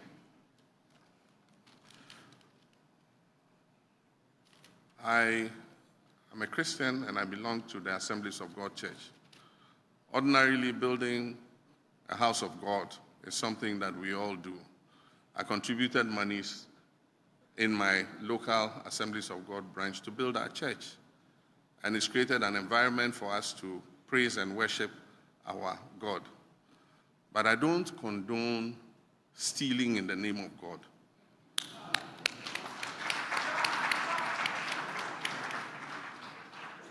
And that is what has happened in the case of this National Cathedral.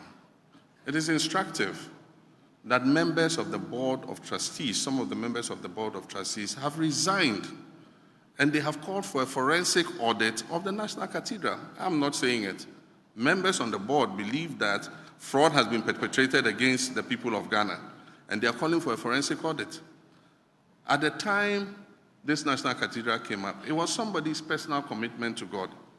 And we are sure that public funds were not going to be used for the National Cathedral. Unfortunately, we hear that 300 and something million has gone into it. Where did those payments go? Were they justified? Who did they go to? These are all things that we have to unravel. And I think that that is the first thing we do before we even decide what to do with that huge pit. And so first, let's investigate and do a forensic audit. And if people have, illegally and unlawfully taking the monies of the people of Ghana, they must be made to refund those monies.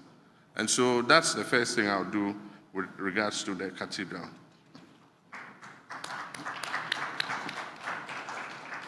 Yeah, Titi me that say. Say question I will say no. Idea me ya no. Ewo baby bebre. Me so make say.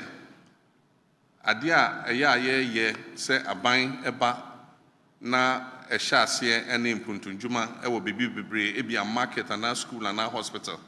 We be say aban foforo ba na eche say omu dream say omu discussion mu a credit no ebeko aban dada ne nchen nti no mo twegu na omo ankasa omo akɔhye omo de ase na meka se nyame ye adom ne eba sika ye wo ye de behwe saa mpuntunjuma ne bebre a aka a eche se ye twegu na ye de ye sika hyemu ne etimi ewie saa njuma no asa ne ya hye ase ene foforo nti meka se district bia ye be inventory of all projects a eche se aban aba aban ekọ ni na omegya egu ho na every year budget a yebe bia yebe yi sika egu nchen a eche se ye de be wie sen dwuma no nti 4 years a mewa ban mu a meye president no afi bia ye de sika beto ho se ne be ya every district ndwuma a ewo ho a eche se ye ja atun room no ye de sika no ebeto aso na ye wie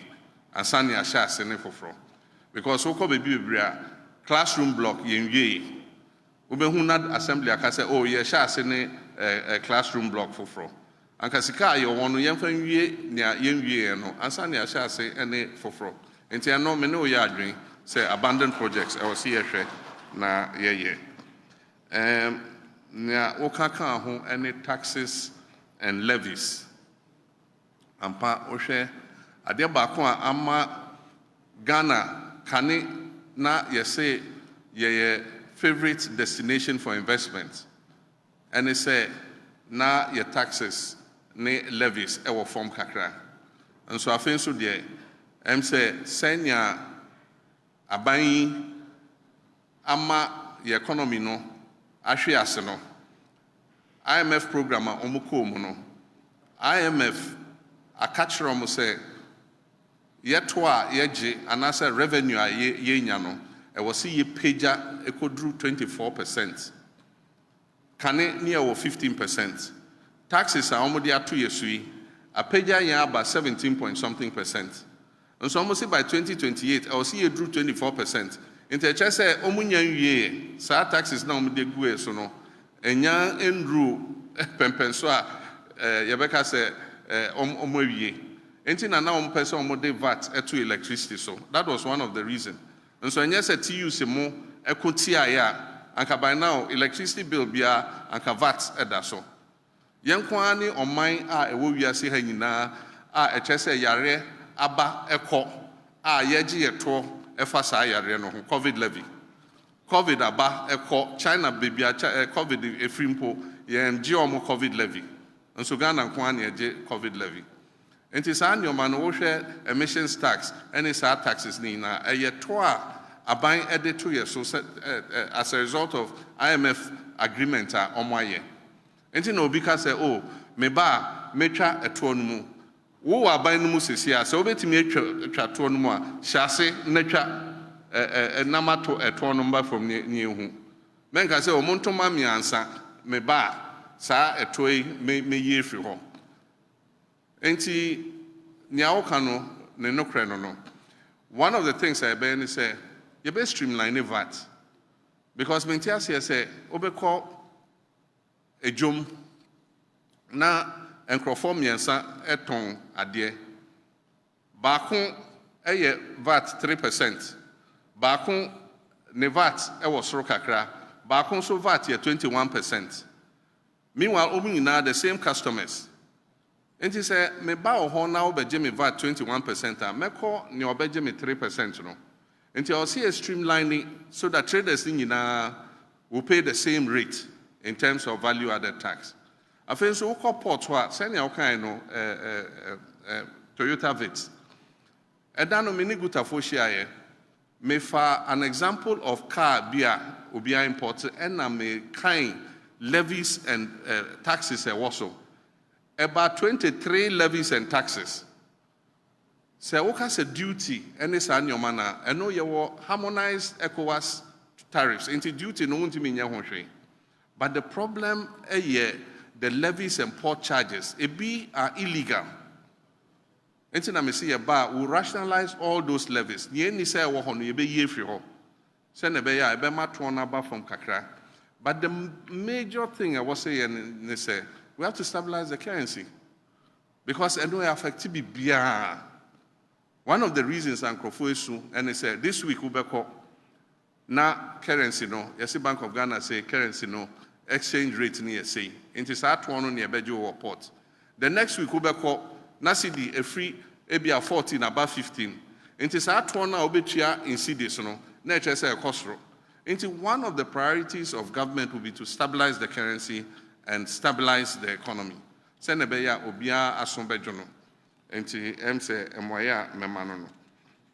Universities, what are we going to do about tertiary educational institutions? There are many challenges there. One of them is that students don't have enough hostels to live, and so they have to go for private hostels, and the private hostels are expensive. And so one of our objectives in our manifesto will be to accelerate the building of hostels, and we're going to do that with private sector. The universities have lands, and so we can engage the private sector to build hostels, and we and them will agree on the fees that should be charged in the hostels. The government alone cannot build all the hostels to accommodate the students, but there are Ghanaians who have investable funds that they can use to provide hostels. If you go to the universities today, what they'll take you through in terms of eligibility to build a hostel, they want to see your bank balance, they want to see this, they want to see, so many things. It makes it difficult for the private sector to come in. But if we apportion some land in every university and say people who want to invest in hostels should apply, we'll go through the criteria fairly and transparently and allocate the lands for them to build so that our students can get accommodation. That will be one way of doing it. Aside from that, we'll uncap the GET fund. This government has capped the GET fund. And so any money that exceeds a certain statutory threshold goes into the consolidated fund. And so the GET fund is not receiving enough money. Apart from that, 60% of the GET fund has been collateralized with the Dache bond. And so only 40% of a capped GET fund is available to continue projects. And so we'll uncap it. And we'll liquefy the GET fund so that it's able to continue to do the work it's doing. To ease the pressure on students, we will enhance the student loan scheme. Recently, I heard the administrator of the student loan scheme say there's a 50 million Ghana cedis funding gap. And so they are not able to accommodate all the students in terms of the loans that they give. And so government must enhance the loan scheme so that the quantum is enough to be able to take the students through, but is also able to cover as many students who need that support as possible. And so those are some of the things we'll do for tertiary education. TOR is a shame and a disgrace to our country.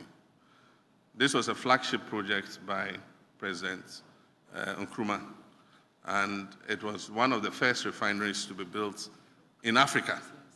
Today, TOR is a pale shadow of itself. When I came, I did my best. I restarted TOR. They started refining products. Indeed, before I left office, our first shipment of crude from our own oil field was given to TOR to refine. And then we left office. The new administration came. That shipload of oil sat in the tanks for years. Eventually, they discounted it and sold it out. And TOR hasn't worked since then till now. All TOR is surviving on is the revenue it gets from the single buoy mooring facility that offloads petroleum products and their storage tanks. That's all. Aside from that, the refinery has not been working for almost more than 6 years of this government's administration. And so when I say we'll come and we'll revamp TOR, it's because it is an important industry for the growth of Tema. It's an important industry for the prosperity of Tema. And there are a lot of young people who can find jobs with a refinery that is working. And so we'll strategically work with any strategic partners who are available to revamp the refinery and even expand it. TOR has extra land to accommodate even another refinery. And so if we have people who are ready to invest with us, we would let them come on board. We will have a stake. They also will have a stake.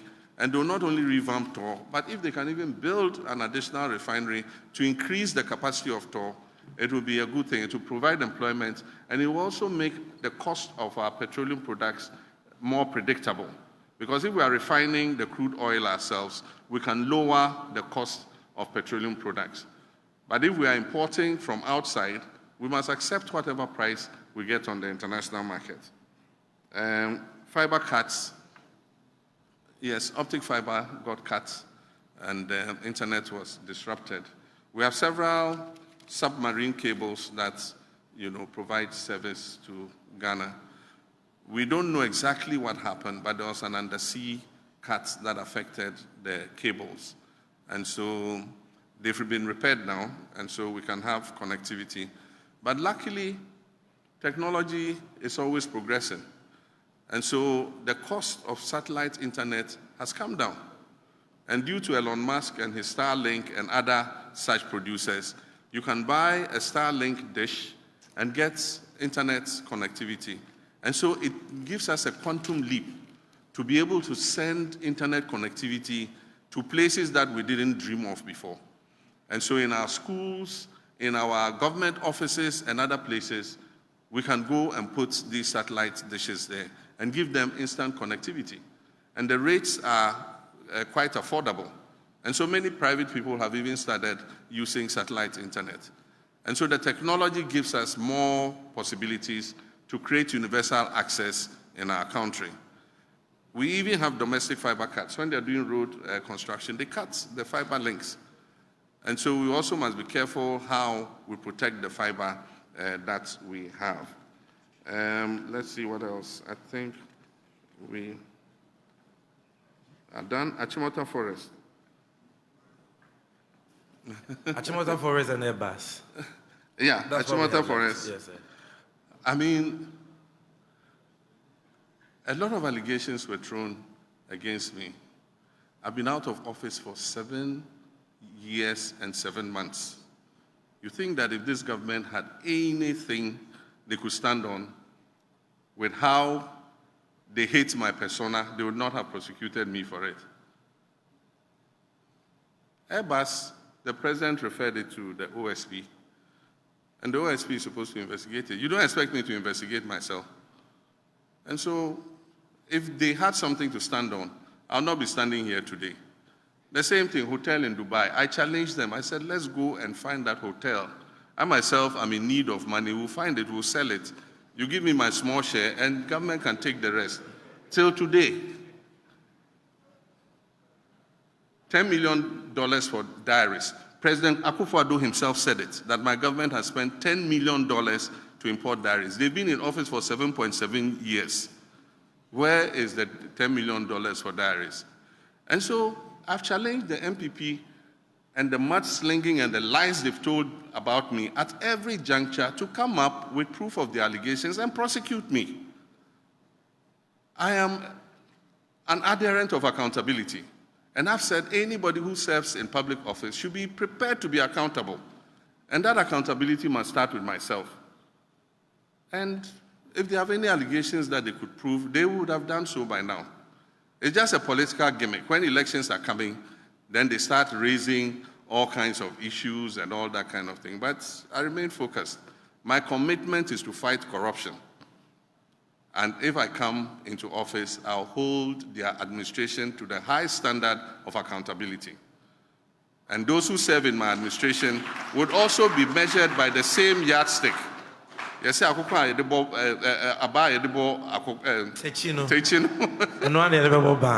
you, sir. And then Achimota Forest and looting of state lands and others. I've said that no person who accepts to serve in my administration will be allowed to buy any state assets. When you finish serving and you go and you want to do whatever, it's your palaver. But as long as you're an appointee under my administration, buildings, lands, vehicles that belong to the state, you are not going to be allowed to buy or invest in any state asset. Thank you. Thank you very much, Your Excellency. So, ladies and gentlemen, you will agree with me that time is fast spent. I can only do one last round, and we will call it a day. But His Excellency has told me to assure you that we are going to have this media encounter again very soon. Sir, that is right? So we're going to have the last round because, and so after this round, His Excellency will give you the answers. We will do the vote of thanks and the closing prayer. But I would like to appeal to all of us to remain in our positions. My sister, the spokesperson for His Excellency, Joyce Muktari Bawa, has an important announcement for all of us, which we don't want to go out. So that is what is going to happen. Now I see, I see Captain Smart. I'll come here. Captain Smart, Captain Kwadwo Smart. Is he here? I'm here. Yeah. He's in the middle lane, yes. I'm here. Bernard, I'm coming to you. Yeah, so Captain. Sami Medase. Your Excellency, my person, my country. The Edikan is a Fourth Republic, Yehun Rawlings, Yehun Kufuor, Yehun Professor Mills, Wa Yehun Da. And it's a Fourth Republic, Yehun Rawlings, Yehun Kufuor, Yehun Professor Mills, Wa Yehun Da, Abedi Mampeni, Yehun Nanda Nebuchadnezzar, and they are Woyina. It sounds like Yenti Bibi Fufrubia. I say, you who know your son could dear, the Atida Nana. What can I say?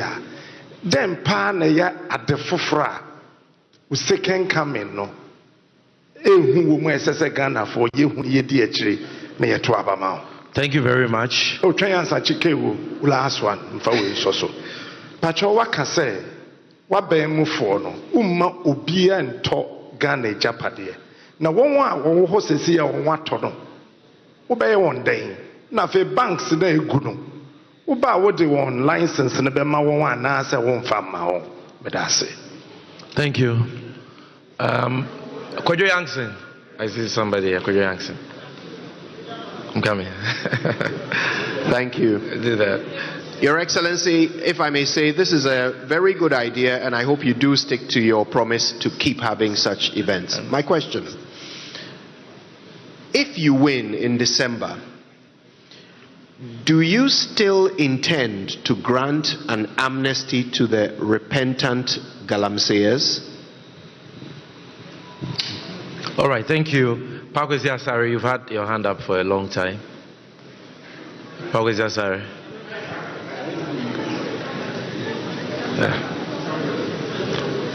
All right, thank you very much. My name is Pakwesi Asare. I work with Media General. So recently the IEA was calling for a law that will prolong the term of the governor of the Bank of Ghana to exceed that of the tenure of the president.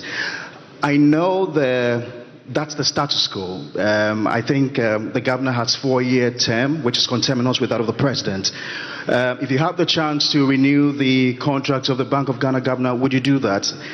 And you had severally called for a cabinet reshuffle. You had asked the president, Nana Dankwa Akufo-Addo, to reshuffle his finance minister. He did that, and you never applauded him. Why? Thank you very much. Bernard Avile. We come here.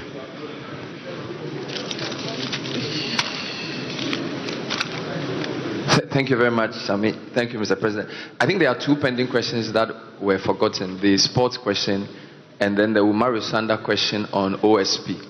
So my question is, you said that you can work with 60 ministers, which is interesting. The number of DCs has increased from 110 to 261. And it appears when districts are created, the EC also increases the constituency. So now we have 275. Those are also arms of government that are expensive. Now, while this is happening, the AMA had 9 districts created out of it in 2018 to 2019. So we are increasing districts. We are creating new districts even in AMA, but AMA has only 3 sub-metros. So the ability to raise revenue is also lower. So it's a 2-in-1 question. Are we going to stop at 261 districts, 275 constituencies, cutting costs? And within that same question, the issue of AMA becoming only 3 sub-metros, they can't raise enough revenue. So it's difficult to manage the city. You've spoken about building a new capital. Does that mean Accra is a lost cause? Thank you very much. Charles Okran of Daily Graphic. Charles Okran of Daily Graphic. Yes. Good evening, Your Excellency. Please, we've heard you talk about a lot of programs and policies, but we find ourselves under a very watertight IMF policy. Under a John Jane administration, would you review would you ask for a review of the IMF program with us? Thank you. All right, bring the microphone to the front bench. There is a lady here who has a question. It's important. Yeah. Thank you so much. Finally, on behalf of the women, I was about to start a gender protest, but thank you, Sami. Your Excellency, good evening and thank you for your time. My name is Nwong Falong. I've heard you outline certain intentions towards gender equality. What I have not heard is the Affirmative Action Bill, which we believe is a critical accelerator towards gender equality. Do you have specific, targeted, special commitments towards the Affirmative Action Bill? I can see Shamima Muslims smiling. Thank you. Kamini, I was told that you had a question. Kamini of TV3. Gender balance. I think is she at the back? Let's give more female. Yes. Okay. Your friend now Major Akumeka Chi. Mpacho is about the general election. 2016, Your Excellency, Satan Unana Owa Baimu. Midnight after 7 December, na Madam Charlotte say, be announce say almost system no. Ya hack into their system. And then and then 2020 general election, so you see till today. MCB 6 results in Electoral Commission, Madam James announced the specific one, and now the Dankwa Kufado Edi winning 2020 general election. So sometimes no anchor for Ebisa say, Otu Abano Kra, it will be difficult for NDC to protect our vote. Thank you very much. Randia Haji, you've had your hand up for a long time. Randia Haji. And then we take one last one. I'm very sorry that. All right, thank you. My name is Randia Haji, Wezo TV. Mr. President, it's been 6 years now the whole airport was completed. It's in a sorry state, I must say. The last time we had a commercial flight there was in 2022. And per my checks, we have spent close to a little over 2 million Ghana cedis in terms of maintenance in the last 2 years. Yet, the place can be best described as a white elephant. Mr. President, what will you do in your next administration to ensure that the whole airport gets some revitalization? Thank you very much. Kwame Usudanson, the gentleman in black, will have the last one for this round. I'll defer to my colleague. I think my question has been asked already. Thank you. All right. So then let's go to the far end. Let's go. The lady, Rebecca. Yes, you've had your hand up for a long time. Thank you very much, Sami. My name is Rebecca Iwa. Your Excellency, please, should you win the 2024 election, what will be the measure that you put in place to ensure that the people of Adan get their livelihoods back? I'm talking in relation to the issue where a single investor has been giving the whole Songo Lagoon and the people are deprived of their livelihoods, and there are brutalities, and freedom of the press is under attack. What exactly would you do to protect our natural resource should you come into power? Thank you very much. This brings us to the end of the questions segment. His Excellency will give us the last round of answers, and then we shall wrap up. But sir, first, you have a question on sports from Sadiq Adams, which skipped you. So if you could start with that.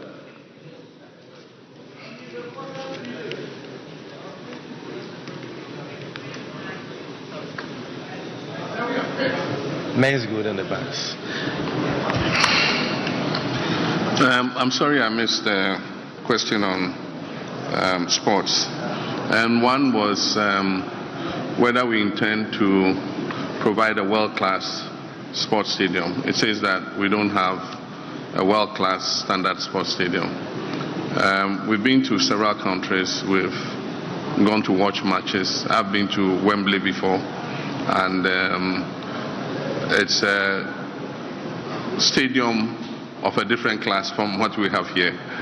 And often countries are energized to build this stadia if you bid to host something. It creates the opportunity because you know that you will get returns on the investment when the tournament comes to your country. And so I remember when we bid for the African Cup of Nations, some rehabilitation of stadia took place, but we didn't see any news, world-class stadium built.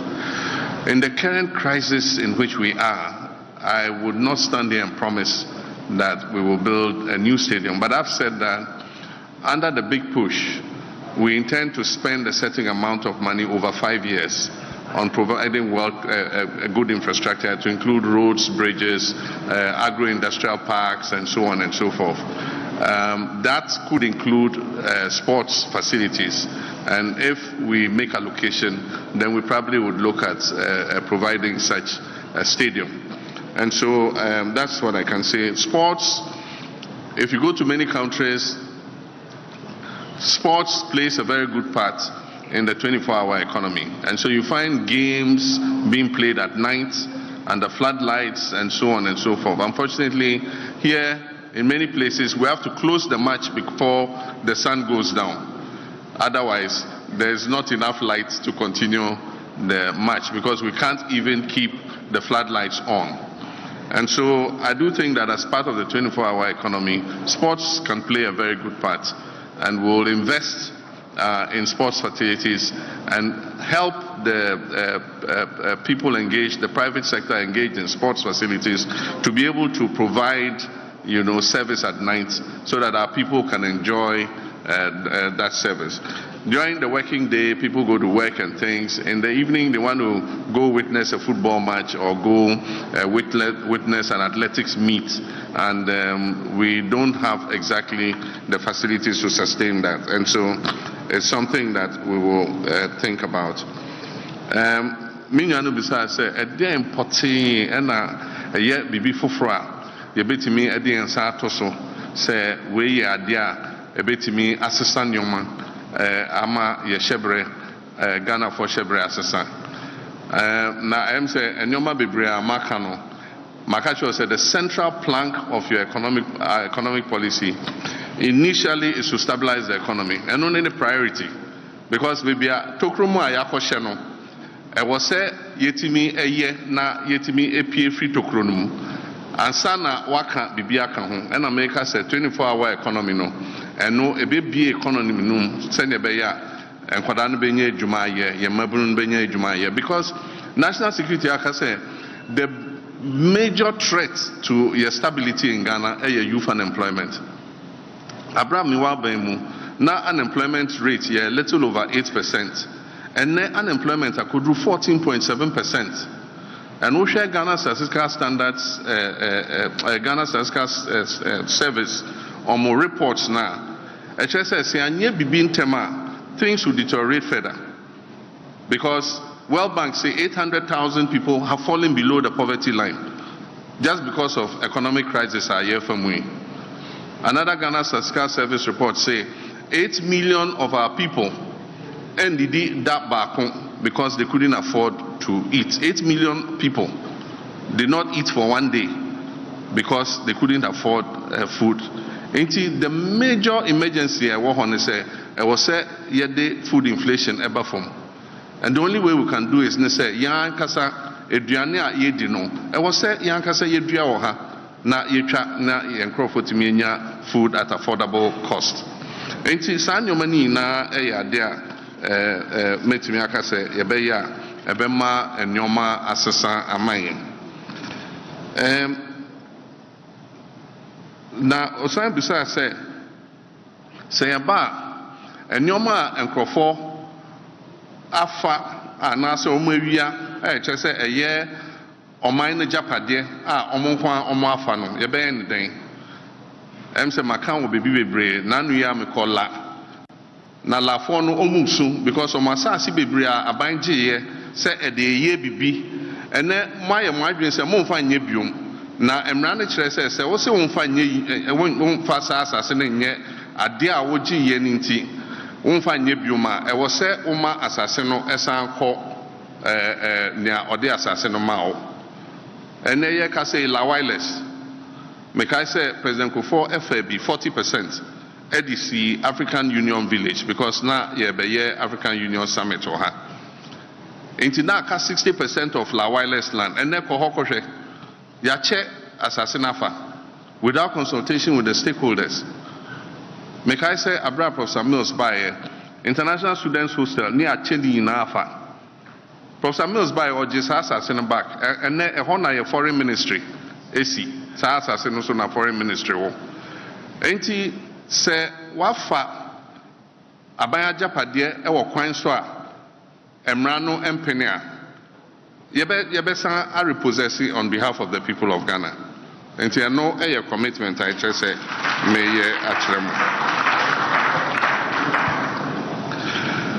Will I still give amnesty to people convicted for Galamsey? And my answer is yes.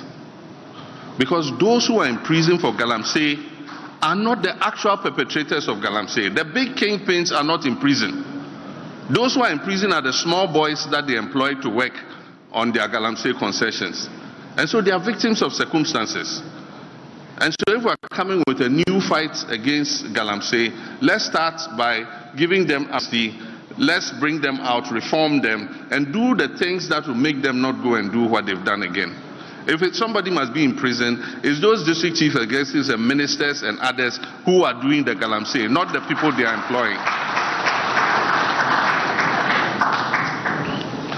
The term of Bank of Ghana governor used to overlap the political season. It's a 4-year contract, but it depends on when the governor is appointed. And so if you remember, the last governor who was the governor in my time was Governor Isaku Nashiru. When I left office, Nashiru's term was still running. It was the same with Governor Akwa. His term overlapped government. It is only when Nashiru was forced to resign and a new governor was appointed that the term is becoming conterminous with the political season. But otherwise, really, it just says you have a 4-year contract. After 4 years, the contract is renewable. And so if a government comes into office and your contract has not expired, you continue as governor. And when the time comes and your contract is over, depending on your performance, your contract will be renewed. But if you are a governor who presided over a 60 billion loss, I wonder if you expect a contract extension. If you're a governor who printed 42 billion CDs and pumped it into the economy, pushed inflation to 54%, I wonder if you expect that you will get a contract extension.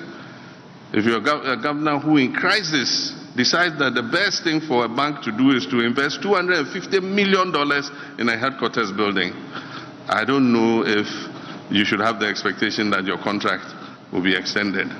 And so I think that, yes, 4-year contract, but it must be based on the performance of the person or the individual who is in that office.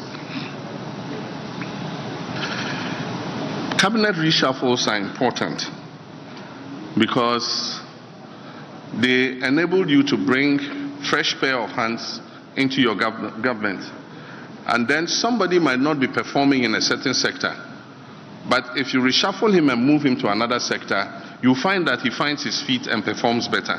So from time to time, a president might look at his cabinet and shift people around or drop some people and bring new people in. It is something that happens all over the world. We were advocating for the reshuffling of the finance minister because from as far back as 2019, we could predict what was going to happen. A finance minister comes into office and all he knows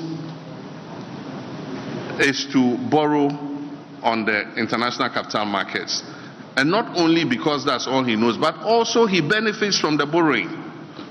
Conflict of interest. His company, Data Bank, anytime government borrowed, received commissions on the borrowing.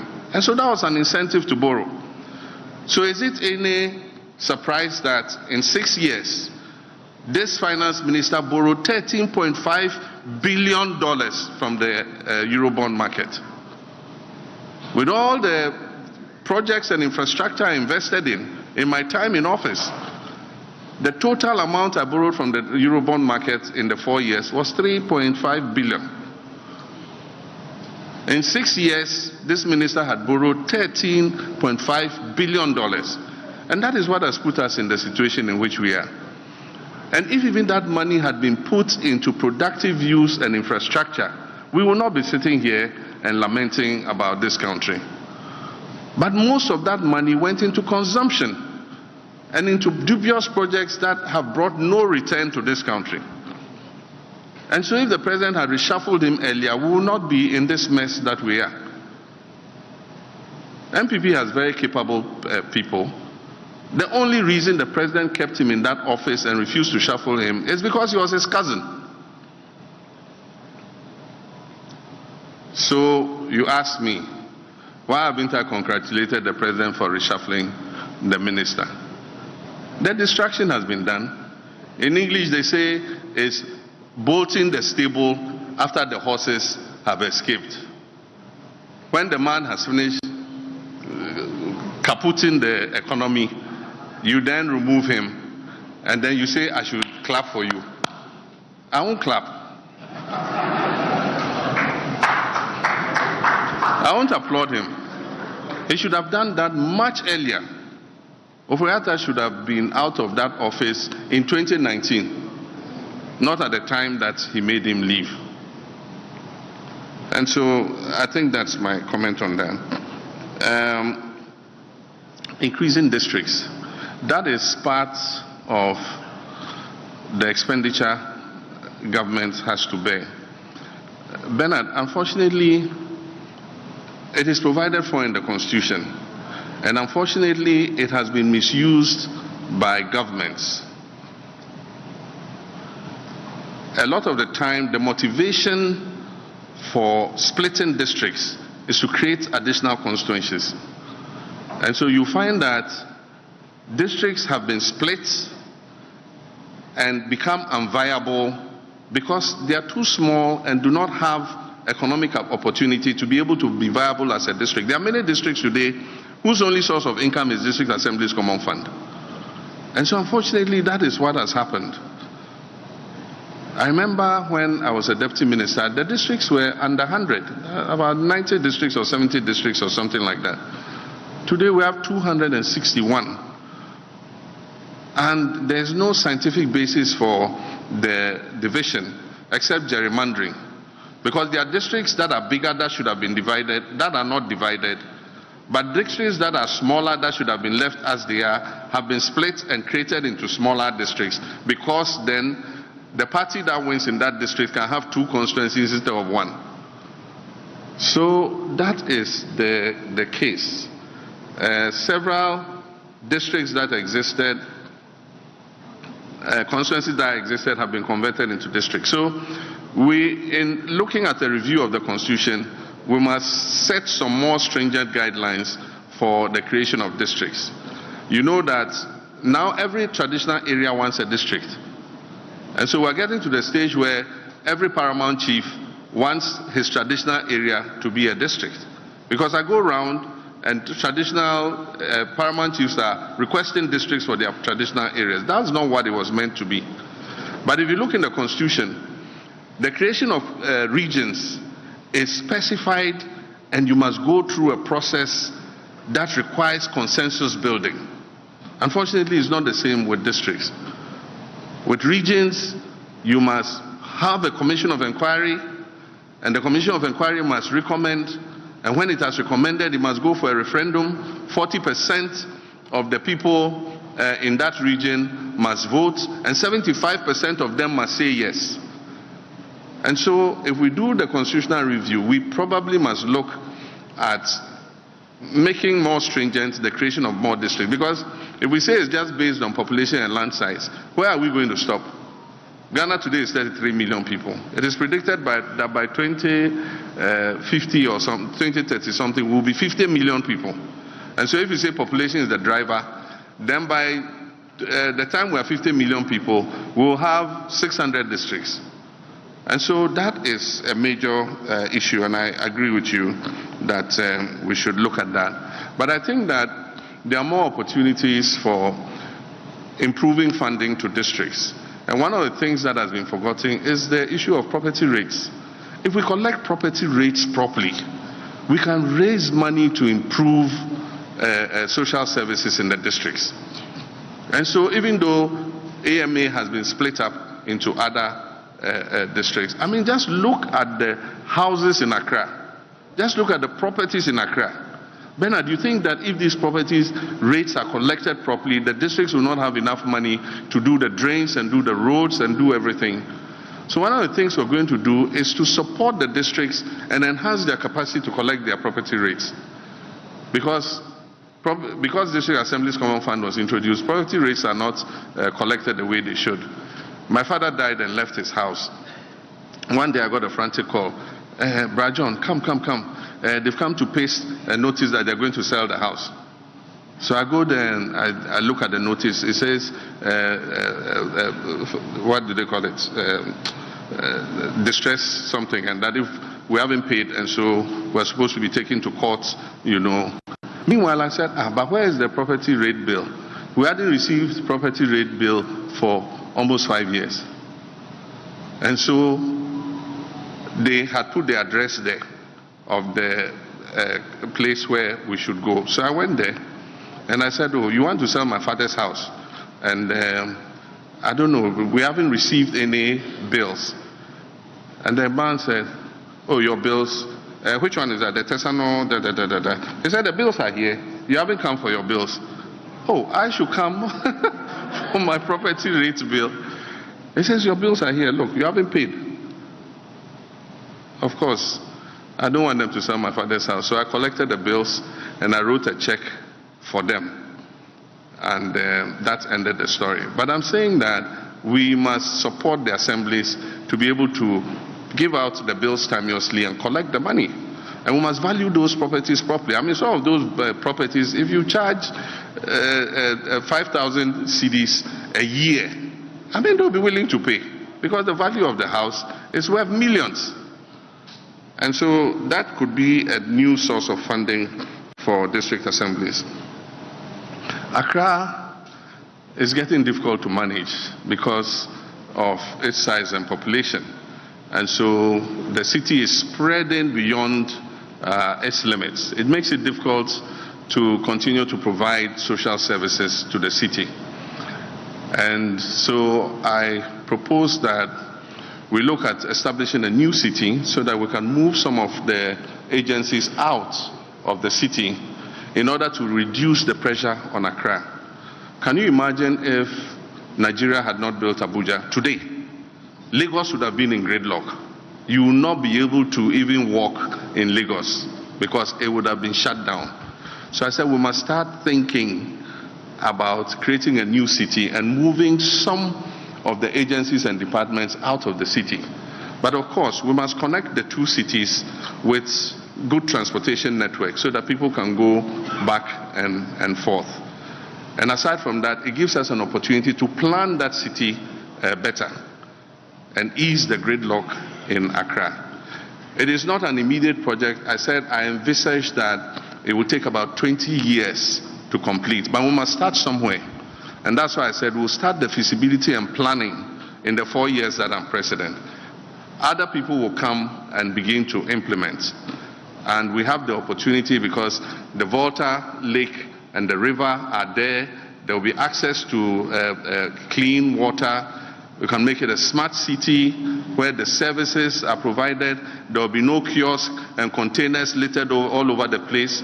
We will provide markets so that if you want to go to the market, there's a properly organized market and everything. There are supermarkets, there are schools, there are parks for recreation and all that. We can even make it a tourist center. We can create amusement parks so that families can go there and have amusement. We can have a water park. We have no water park in this country where you can go with your family and have a nice time. And so I've envisaged that if we start towards it, we might not live to see the end of it for some of us, but our children and our children's children will benefit from the establishment of a new city like that. Will you review the IMF policy? We will not cancel the IMF policy. It is a policy that our government has signed on to, and they signed on behalf of government of Ghana. Indeed, when the crisis was reaching epic proportions, we actually asked them to go to the IMF for support because this economy was going to crash, and it would have crashed with severe consequences. And you remember, we will not go to the IMF. We will not go to the IMF today, tomorrow, or as long as we remain in power. We will not go to the IMF. We will not go to the IMF. Eventually, we told them that if you don't go to the IMF walking, you will go in an ambulance. And they ended up there in an ambulance.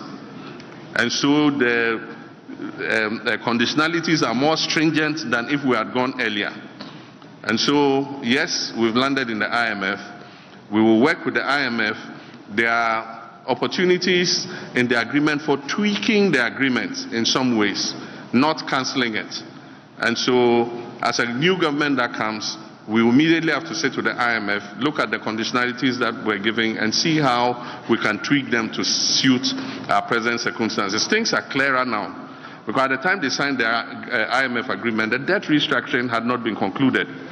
Today, it has been concluded, even with the international bondholders. And so we have a more predictable trajectory about how our loans are going to have to be repaid.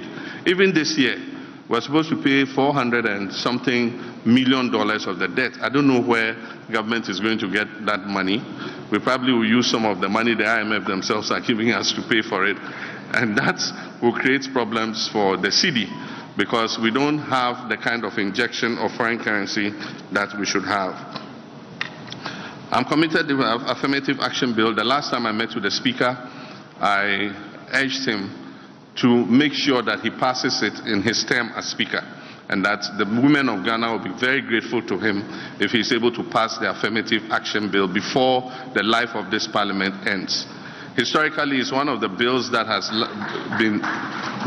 lasted the longest under consideration. And I think that the time has come for us to have an affirmative action bill. That one and the amendment to the Citizens Bill to allow our dual citizens to participate even in a greater way in the administration of this country. And so that bill too should be passed. The dual citizens should be amended to allow dual citizens to be able to participate. Those two bills are pending before Parliament, and I urge the Speaker to make sure that he passes them before the life of this Parliament ends. General elections, yes, I remember under Charlotte was saying, she announced that their website had been hacked, and so they should continue compiling the ballots with the manual system. And that's why we have a manual system and we have an electronic system. The electronic system makes tallying faster, but it does, even though it goes ahead and makes it faster, the manual system must also conclude before the elections are declared, because eventually the pink sheets are the name of the game. And so in 2016 and 2020, I wouldn't blame the Electoral Commission completely, because the electoral process affords us certain instruments and levers to be able to police the poll. And I must say that, unfortunately, our preparation in terms of using the processes the electoral process affords us to police the poll were not effectively used. I can tell you we've learned the lessons from that time. And this time, it is going to be close marking. We're going to put the right people at the polling stations. And for those of you who are NDC supporters, we're asking for volunteers. We want to know which polling station you are voting in. We'll train you. And on that day, you sit there for us. So those of you media people who are NDC supporters, I beg you, give us your names. In the morning, you won't go and vote and go away. You vote and sit at your polling station. We would have trained you, and you'll be our agent there to make sure that the right thing is done. We're going to man the collation centers. We have trained our people who are going to man the collation centers. They will be there. In some cases, in 2020, agents in the collation center went and they said, oh, the returning officers have not come yet. So you go home and go and eat and rest and come early in the morning. By the time they came early in the morning, the result had been declared. And of course, it led to confusion. And you remember that some people were killed by that incident. And so we are going to take advantage of the levers that the electoral process offers us to be able to police the poll. So I can assure every Ghanaian voter who votes for the NDC that your vote will be protected. I can assure you of that. Ho Airport is currently not functional, but it still gives us the opportunity for medical evacuations and emergency flights. And so several times I've seen the Air Force, land there for one reason or the other. Unfortunately, Passion Air started flights into Ho, but the demand was sluggish, and I'm told that on one flight they had only a single passenger. And so it was not sustainable at the time. But I don't think we should give up. I think that commercial flights will resume to Ho if people see that time is precious. And instead of driving that length of time, 3 hours to Volta region, you probably are better off just flying 20 minutes and arriving on time. And so I do think some things can be done. But I also know that a group is intending to set up a pilot training school at the Ho Airport of international standard and bring student pilots from all over Africa and Ghanaian students to train as pilots. That would be a useful use of the airport. There are many ancillary activities that we can do, like aircraft maintenance. We can put aircraft hangars there so that aircrafts that need maintenance can come there and maintain. And so it will still be a useful facility, and we will encourage the private sector to make use of it. After all, we've built the facility, and so we just have to encourage and entice the private sector to take advantage of it. And the final question was on Ada Songo Lagoon. I don't know the processes that were used for the award of that concession, but I think that is something worth looking at. I know that there was resistance from the people, and a journalist in the local media station was brutalized and harassed, and I hear he eventually died. And so it's something that we should look at. What processes were used? What is the effect on the livelihoods of the people? Because that has been a very controversial issue. I remember that there was a company before, Vacuum Salt, that did the same thing. There were run-ins with the people, and eventually the PNDC had to come in and streamline things. So I really don't know what has happened in this case, but of course if we come, we'll take a look at it and see what amelioration is possible in that regard. When I spoke about taxes, I was told that I was not very clear. There are some nuisance taxes. I thought that when I mentioned COVID levy, you would all have assumed that I said we'll take the COVID levy off. We are the only country that is still punishing our people for a pandemic that has passed. And so I think that there are other revenue sources that we can use other than the COVID levy. Aside from that e-levy, with all the noise that was made, the revenue that is coming in is 1 billion cedis. And why would you punish people who want to use electronic means of payment only to bring in 1 billion cedis and prevent them from doing so? And it hasn't brought in the required cash because Ghanaians are cashing out. Because why should I go and use Momo to pay? I pay a 1% transaction fee, then I pay another 1.5% COVID levy. So I pay 2.5%. But my colleague who uses cash to pay does not pay any tax. And so I'll also cash out the money from my Momo wallet and I'll go and buy what I want. And that is why e-levy is not performing. And so if we want people to use more cashless transactions, and I think that we must build a target for ending collecting of cash. You know, all government payments must be cashless, using electronic forms of payment. And if we're able to do that and take the punitive taxes off, I think more people would use it. And so I've said already that we'll abolish e-levy. So that's something that we intend to do. And so the nuisance taxes, we will take them off. And apart from that, like I said, we'll streamline the taxes and we'll make sure that we're able to spread the tax net. We've always talked about it, but this is the time for us to take action. The other time I was wondering, I have a house, people come and service my air conditioners. If there's an electrical fault, somebody comes and repairs it. A plumber comes if there's a fault with the plumbing system and all that. And it's a cash economy. I pay them with cash. And I wonder, who takes tax from all these people? All these workmen, all these artisans? At least they must pay a small percentage of that so that they also are bearing the burden of the tax net. And so if we can find instruments to be able to reach those people, probably pass legislation that makes it compulsory that if somebody like that comes to work, he must be registered as a qualified plumber or as a qualified electrician. And to be registered, you must have an electronic payment handle, either a POS or a mobile money system. You must have a means where if you pay him, a small percentage of it goes into the tax net. That will bring more people into the tax net. But these are ideas that we are still distilling, and the details of it will be in our manifesto when we launch in August. You will see the meat and the issues that are captured in that manifesto. I thank you very much. Hello, sir. Omaru's question on whether or not you scrap the Office of Special Prosecutor.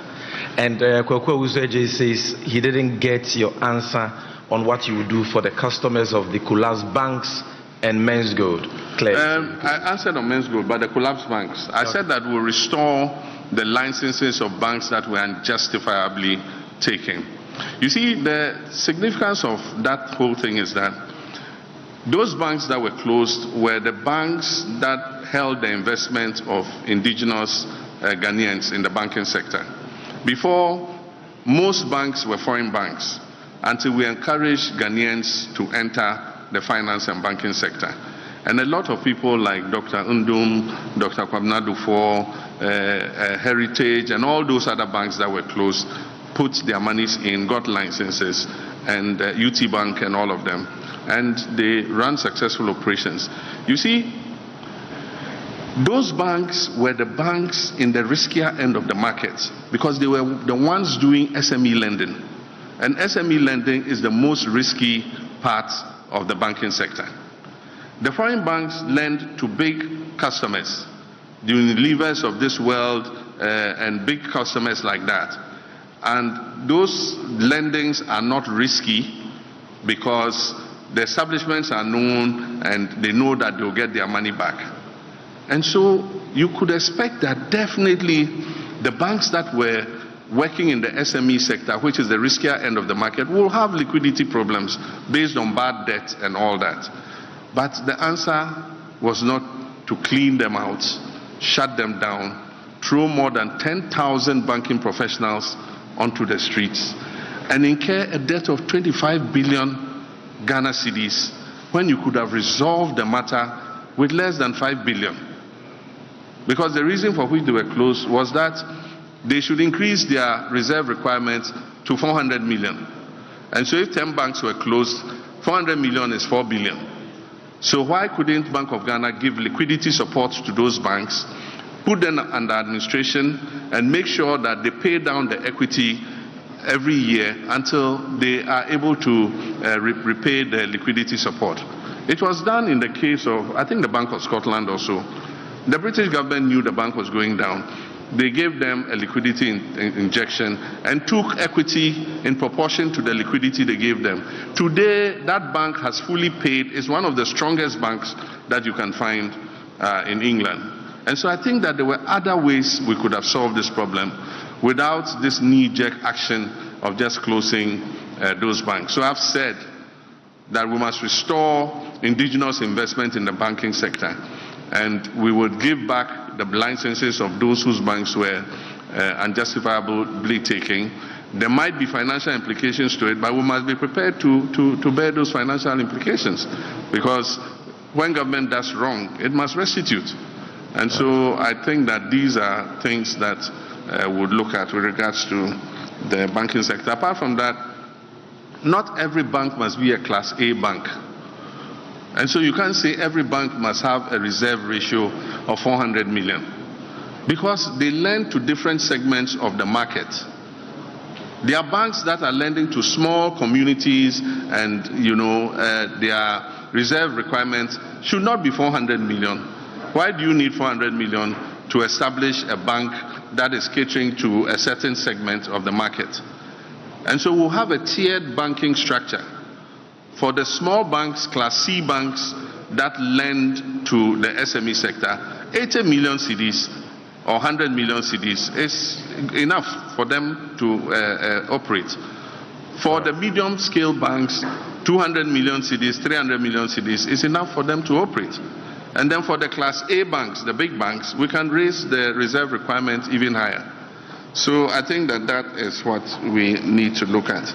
OSP, will you scrap it or not? Why would I scrap the office of the OSP? I won't. Thank you, sir. It is an addition to our anti-corruption fight. And indeed, the people who set up the OSP office today are the ones trying to remove the special prosecutor. And they are the ones who are insulting the special prosecutor more than anybody else. And so the special prosecutor is doing his job. And I expect that if we remove political interference in his work, that office can be more, efficient. Today, cases that the special prosecutor took up, I mean, one cannot understand what is happening. You see what happened between the special prosecutor and Yoko. The docket has been sent to Yoko. Yoko said we haven't received any document, and all that and all that. And so the case has been left to die. Today, the $1 million something under the bed case is effectively dead. And don't think that it died because justice prevailed. It died because of political interference. Another case, PPA, went to court, and the judge ordered the unfreezing of the accounts. The day he ordered the unfreezing of the accounts, the next day all the money was withdrawn from the accounts. And so we need to create an environment where the special prosecutor can work and work on behalf of the people of Ghana. And so I will not scrap that office. I will strengthen that office to be able to investigate those who are leaving office, who have been harassing the prosecutor, and also investigating my people who will fall foul of the law. Thank you very much. Thank you very much, Your Excellency. Ladies and gentlemen, I think you will agree with me that what has happened in this auditorium this evening is historic.